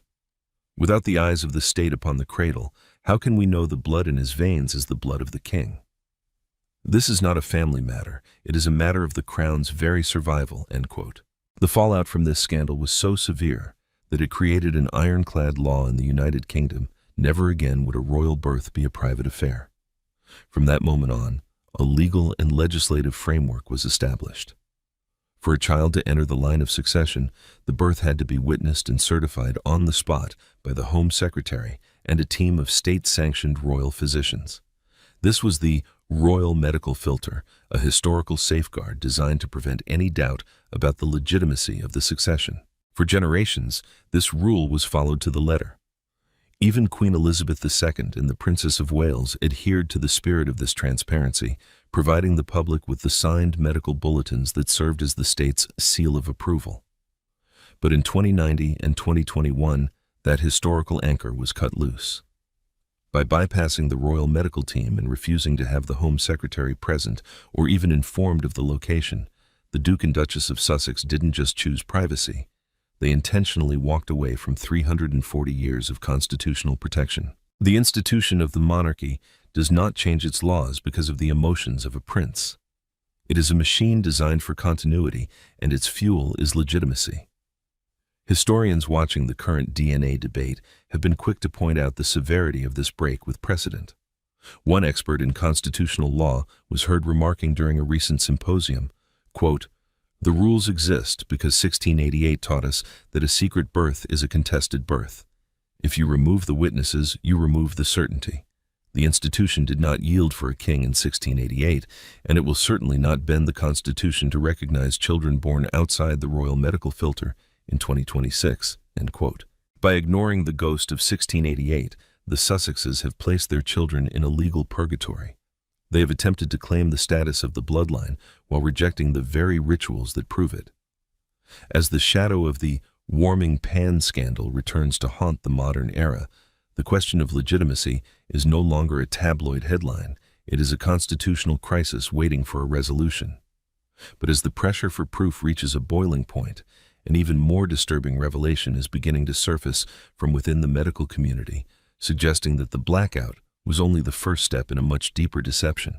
Behind the public statements and the polished press releases lies a calculated mathematics of hypocrisy and a deep-seated fear of the legal system. This is a story of a couple who has repeatedly mobilized the most expensive legal teams in Hollywood to sue tabloid newspapers over a single headline or a private letter. Yet when faced with the most explosive accusation of their lives, an accusation that strikes at the very heart of their children's legitimacy, they have remained remarkably, almost unnervingly paralyzed. This is the defamation trap, where silence is not an act of tolerance but a costed confession. The contrast in their behavior is staggering. On one hand, you have Tom Bower, one of the most feared investigative biographers in the United Kingdom, releasing nearly 500 pages of his book titled Betrayal. The book climbed straight to #1 on the Sunday Times bestseller list, and in its pages, Bower stated flatly that the narrative surrounding Meghan's birthing process was, quote, entirely staged, end quote. This was not a vague internet rumor. It was a printed declaration by a man who has never lost a libel case. Simultaneously, Lady Colin Campbell was repeating these assertions to an audience of millions on television. To a couple who claims to be obsessed with the truth, this should have been the ultimate legal battle. Instead, the Sussex camp chose a path of tactical avoidance. A spokesperson for the couple was heard giving a generic response to the media stating, quote, "We will not dignify these baseless conspiracy theories with a response. We are focused on our family and our work," end quote. But in the world of high-stakes law, not dignifying an accusation is often code for cannot disprove it. To understand why they have not filed a defamation lawsuit against Tom Bower, one must understand the brutal reality of the English legal process known as discovery. In a defamation case, the burden of proof shifts. If Meghan were to sue Bower for claiming she staged the birth, Bower's legal team would gain the right to demand discovery. This means every private email, every text message, and most importantly, every original medical record related to the births of Archie and Lilibet would have to be turned over to the court. The risk is catastrophic. To prove that Tom Bower is lying, Meghan would be forced to pull back the curtain on the security blackout zone she worked so hard to maintain. She would have to invite the very scrutiny she has spent years avoiding. Furthermore, it would require the testimony of her obstetrician, the same physician who, according to investigative reports, abruptly and mysteriously closed her medical practice in the very month Meghan was supposed to have given birth. An insider with knowledge of the couple's legal strategy was heard explaining the danger during a private consultation, stating, quote, "Filing a lawsuit would be a suicide mission. The moment you step into that courtroom, you lose control of the narrative. You cannot claim someone is lying about your medical history and then refuse to provide the evidence to audit the truth." End quote. This is the ultimate paradox of the Sussex brand. You cannot set fire to the house of royal tradition, claiming it is archaic and oppressive, and then refuse to provide the keys to audit the ashes when the public asks for the truth. By choosing silence over a lawsuit, they have effectively admitted that the discovery process is a far greater threat than the damage to their reputations. As the world watches this calculated inactivity, the message becomes clear. In the legal world, silence is a luxury the innocent rarely afford themselves. But as the public's demand for transparency reaches a fever pitch, a new and even more powerful force is moving in the shadows, a force that even the best Hollywood lawyers cannot stop. When a royal title is stripped of its historical duty, it ceases to be a mark of public service and transforms into a mere commodity. This is the fundamental shift we are witnessing in the hills of Montecito, a move away from the social contract of the monarchy and toward the cold, calculated merchandising of a name. For centuries, the bloodline was a sacred trust.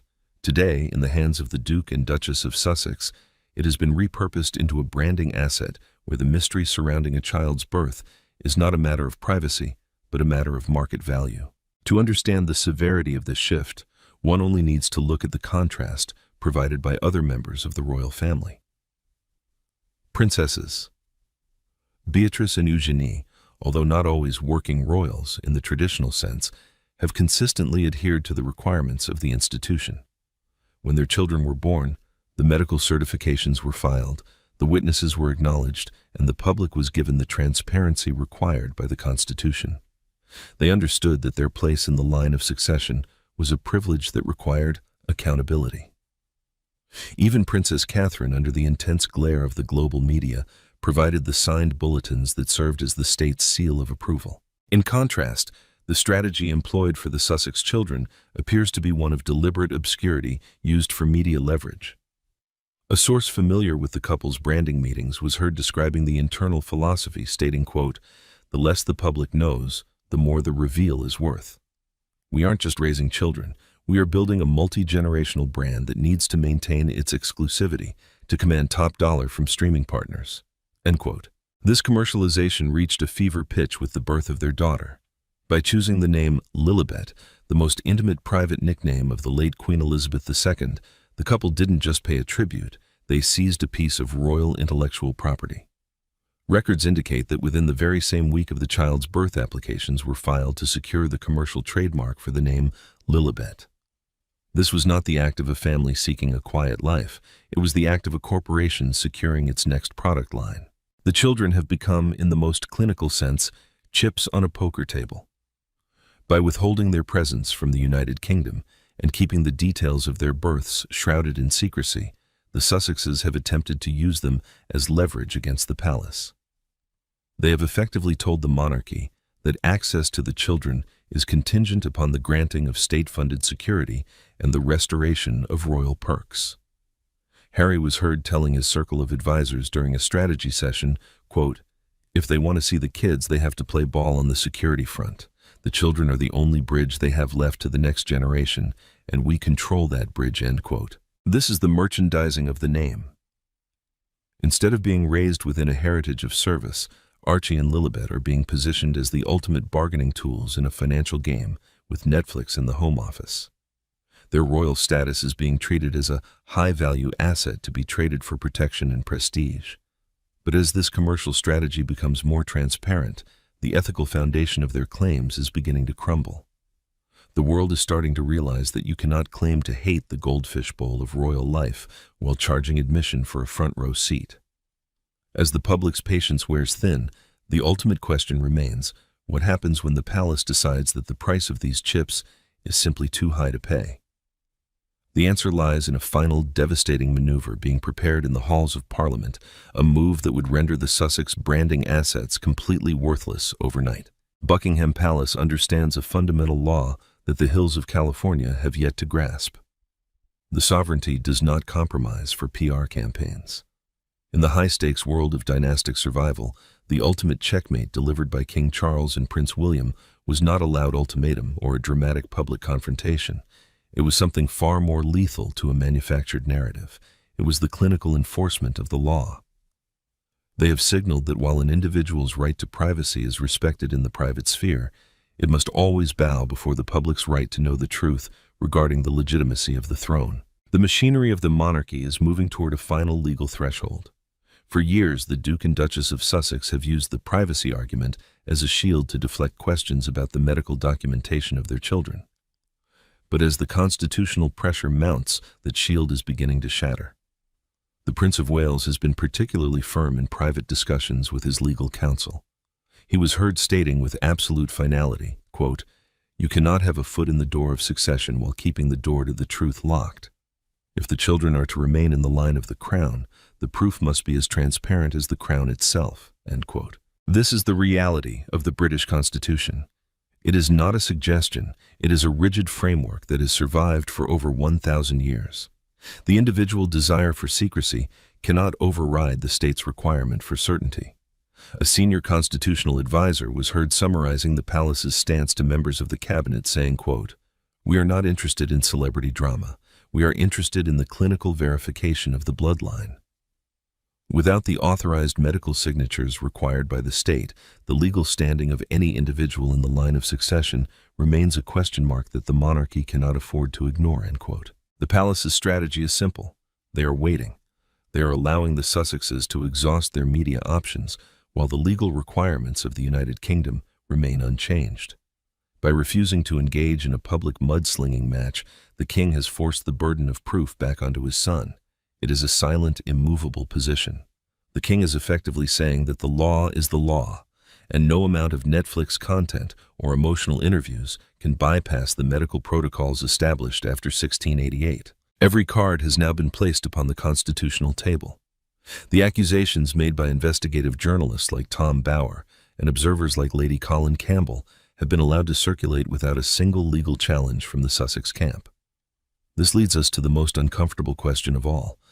If all these allegations regarding the staged nature of the births are merely baseless fabrications, why has the simplest solution been the only one consistently rejected? A transparent DNA test would instantly extinguish every rumor, protect the future of the two children, and silence the critics forever. The refusal to take that one simple step speaks louder than 1,000 press releases. The ultimate truth is this: you can manipulate the algorithms of Hollywood and you can spin a story for a global audience, but you cannot faking the bloodline of a 1,000-year-old dynasty. The royal medical filter was designed to be unhackable, and the palace is now leaning on that history to deliver the final checkmate. Now, we want to hear from you. Does the palace have the absolute right to demand this level of transparency for anyone in the line of succession? Or has the world moved past the need for such ancient proofs? Let us know your thoughts in the comments below. We read every single one. If you found this final analysis powerful, please hit the like button and subscribe to the Royal Insider Network. We are committed to bringing you the deepest investigations into the stories that shape the monarchy. Make sure to turn on all notifications so you never miss the next chapter of this evolving crisis. Thank you for watching, and stay tuned as the truth finally comes to light. Throughout 70 years on the throne, Queen Elizabeth II witnessed the rise and fall of empires, the shifting tides of global politics, and the relentless storms of the modern media. She did not govern through the noisy press conferences of Hollywood or the frantic emotional updates of social media. Instead, she mastered the art of clinical silence, a 1,000-year-old tradition that serves as the ultimate shield and sword of the monarchy. When Meghan Markle entered the palace gates with the illusion that she could rewrite the rules of the game, she had no idea she had walked into the crosshairs of the supreme referee of history. Meghan brought the loud, assertive energy of a modern celebrity, believing that the institution would adapt to her. But the Queen understood something much deeper. The monarchy does not adapt to the individual. The individual must be consumed by the institution. A senior aide recalled a private moment during the early days of the Sussex marriage. The Queen reportedly remarked during a briefing, quote, "It is one thing to be a star on a screen, but quite another to be a servant to the crown. One shines for oneself, the other shines only for the institution," end quote. It was a subtle, sharp distinction that Meghan seemingly failed to grasp. Today, we are counting down 10 historic moments that prove exactly how the Queen used royal ritual and rigid protocol to place Meghan Markle back in her designated position. These were not accidents or coincidences. They were surgical strikes delivered with a smile and a white glove. From the tactical seating arrangements at major events to the subtle denial of specific heritage jewels, these were the moves of a master strategist. And you absolutely cannot miss moment number 9, the moment a powerful figure from the British legislature sent a top-secret warning directly to the King's private office regarding the future of the Sussex title. Welcome back to the Royal Insider Network. Before we unveil these 10 silent checkmate moves, make sure to tap that subscribe button and turn on all notifications. We are uncovering the strategic reality behind the royal curtain, and you do not want to miss our upcoming deep dives into the mechanics of power. If you appreciate the dignity of the late Queen's approach and want to see more content like this, leave a like and tell us in the comments. Do you think silence is the monarchy's greatest strength? Type silence or speech below. Let us begin. We start at number 10, the tiara incident. It was the first public sign that the Hollywood script was clashing with the royal reality. When Meghan requested a specific emerald tiara for her wedding, she was met with the immovable wall of royal protocol. Prince Harry was famously heard shouting to the staff, quote, "What Meghan wants, Meghan gets," end quote. But the Queen's response was immediate, cold, and final. She reportedly told Harry in a private meeting, quote, "She gets what tiara she is given by me," end quote. This was not about a piece of jewelry. It was a clinical lesson in hierarchy. In the Queen's world, there is no wanting, there is only what is permitted. By denying that specific tiara, the Queen signaled to Meghan that her status was granted, not earned, and could be managed at the sovereign's discretion. It was the first move in a long game of containment. Meghan wanted to be the director of her own royal debut, but she quickly learned that the Queen was the only one holding the script. This was just the beginning of a series of events that would see the newcomer increasingly isolated by the very traditions she thought she could ignore. The confrontation between Hollywood ego and the ironclad rules of the British civil service began not in a boardroom, but in the quiet gardens of Frogmore Cottage. This brings us to moment number 8 on our countdown, the Gardner incident. To the Duchess of Sussex, the staff at Windsor were likely viewed through the lens of the American service industry employees, to be directed and, if necessary, reprimanded.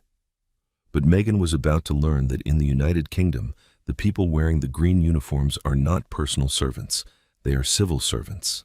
Reports surfaced of an incident where Meghan was allegedly sharp and dismissive toward a junior gardener. It was a lapse in conduct that reached the Queen's ears almost instantly. In a move that shocked the household, the Queen did not send a memo or a high-ranking courtier to handle the matter. She traveled down to the cottage herself to deliver a clinical correction. The Queen was heard telling Meghan in a quiet but devastatingly firm tone, quote, "Meghan, we do not speak to people like that. These individuals are professionals, and they are here to serve the crown, not your personal whims." End quote. This was a major reality check. Under the sovereign grant, royal staff are funded by the British taxpayer. They are protected by strict labor laws and a code of conduct that dates back centuries. By defending the gardener, the Queen was not just being polite, she was enforcing the law of the land. She was reminding the Duchess that her title did not place her above the British Public Service Code. In the Queen's eyes, the lowest-ranking gardener was as much a part of the institution as the Duchess herself. This leads us directly to moment number 7, the Battle of the Vaults. This was the moment Meghan attempted to treat the royal collection like a high-end boutique. Meghan reportedly demanded that a specific tiara be transported to her personal hairdresser for a trial run. To a Hollywood star, this was a logical request, bringing the accessories to the artist. But to the Queen, this was a fundamental misunderstanding of history. The jewelry in the vaults is managed by the Royal Collection Trust. These are not personal trinkets, they are national treasures held in trust for the people. They are subject to intense security protocols that involve armored transport and specialized curators. When the request was made, the Queen's response was a masterclass in Dut Quod authority. She reportedly looked at the aide relaying the request and said, quote, "It is a national treasure, not a toy. If she wishes to see it, she comes to the palace. The jewels do not go to the hairdresser." End quote. The underlying message was clear. This isn't Chanel. Sorry, Meghan. You do not own the history you're wearing. You're merely allowed to borrow its reflection for a few hours. The Queen's refusal be gay, the personal shopping mindset that Meghan brought from Los Angeles. It was a reminder that every piece of diamond and platinum carried the weight of the state, not the convenience of a celebrity schedule. As these incidents began to stack up, the tension within the palace walls reached a boiling point. Meghan's attempts to bypass protocol were being systematically shut down by a sovereign who never raised her voice, but never moved an inch. And while these clashes over gardeners and jewels were public enough, it was the upcoming seating chart at the most prestigious royal event of the year that would deliver the most stinging rebuke of all. But before we get to that tactical masterstroke, a mysterious letter arrived from a high-ranking official that changed the Queen's strategy entirely. As the conflict moved from the private rooms of the palace to the cold reality of the British Constitution, the late Queen Elizabeth II demonstrated that she was not just a grandmother, she was the ultimate defender of the state. This brings us to moment number 6 on our list, the Sandringham Summit. This was the moment the Duke and Duchess of Sussex attempted to execute their most ambitious plan, the half-in, half-out model. They envisioned a life where they could retain their royal titles and the prestige of the monarchy, while simultaneously signing multi-million-dollar commercial deals with giants like Netflix. To facilitate this, they had secretly attempted to trademark the brand Sussex Royal for hundreds of items ranging from clothing to charitable ventures. It was a calculated move to commercialize the crown, but the Queen's response was a masterstroke of clinical logic. She did not engage in an emotional debate. Instead, she applied a simple, devastating equation: you're either 100% in with all the duties that entails, or you are 0% privileged. She effectively invoked the principles underlying the Trademarks Act of 1994, which protects the dignity of the royal name from being exploited for private profit. The Queen was heard telling Prince Harry during the intense negotiations at Sandringham, quote, "You cannot use the word royal for commercial gain when you are no longer performing the work of the crown. The institution is not a brand to be sold in a gift shop." End quote. With that single sentence, the Sussex royal empire collapsed. Harry left the summit for Canada with his grand commercial ambitions and his pride packed into his carry-on luggage. This brings us to moment number 5, the seating plan at Westminster Abbey. During the Commonwealth Day service, their final official engagement as working royals, the global audience witnessed the order of precedence in its most brutal form. For years, the Sussexes had walked in the honorary procession alongside the Queen and the future kings. But on this day, the script had changed. They were not only removed from the procession, but were ushered to their seats in the second row, arriving before the senior members of the family. In the world of the monarchy, the order of precedence is not just about where you sit. It is a visual map of power.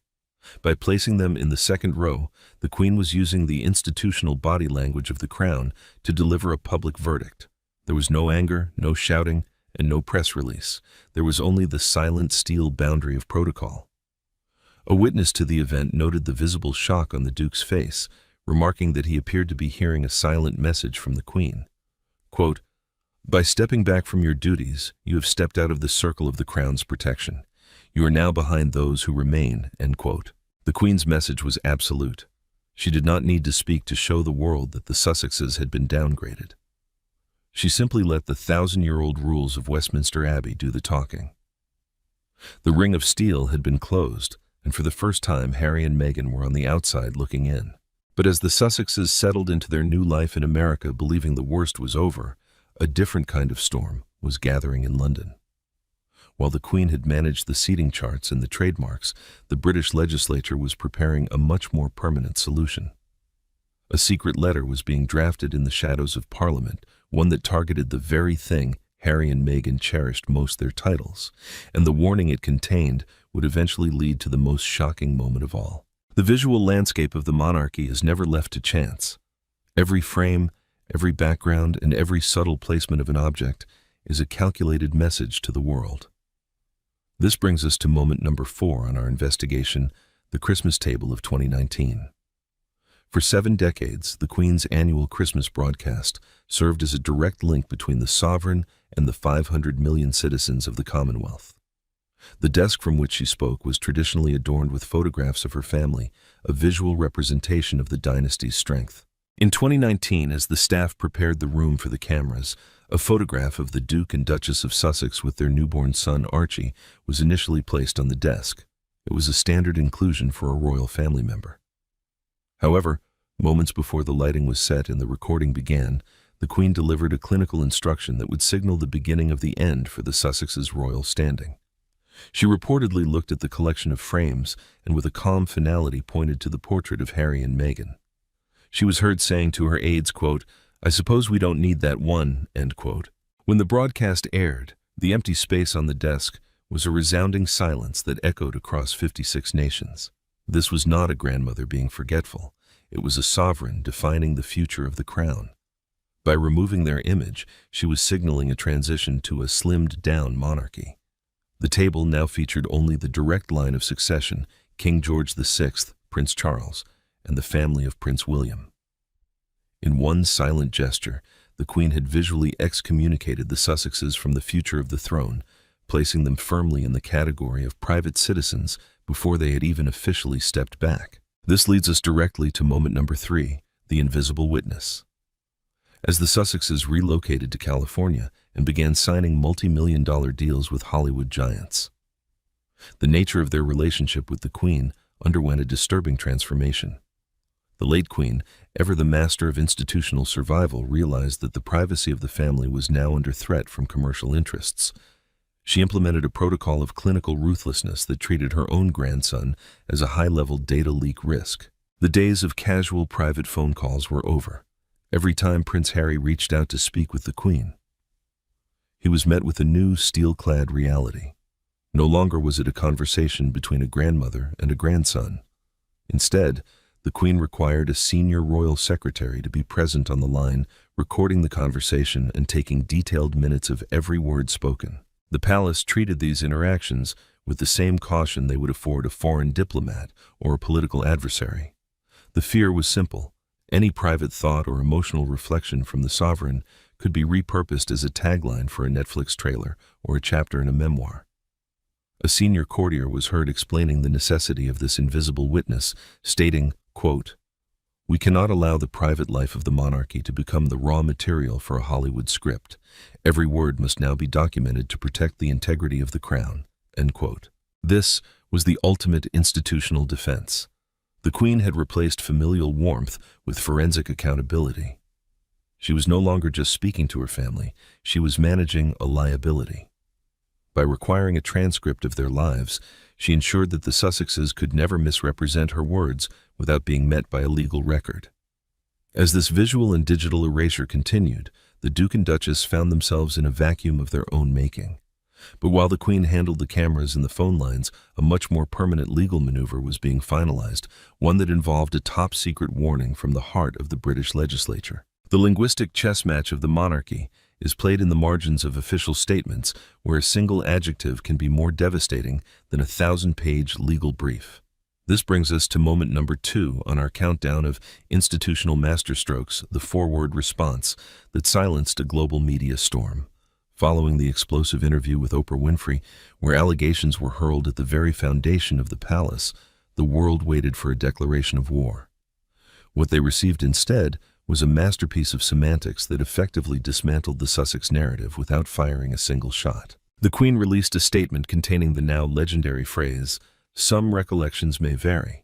To the casual observer, it seemed like a polite acknowledgement of a family disagreement. But to the legal minds in London, it was a clinical cornering. Why didn't the palace call Meghan a liar? Because calling someone a liar invites a defamation lawsuit. By using the word recollections, the Queen bypassed the legal trap entirely.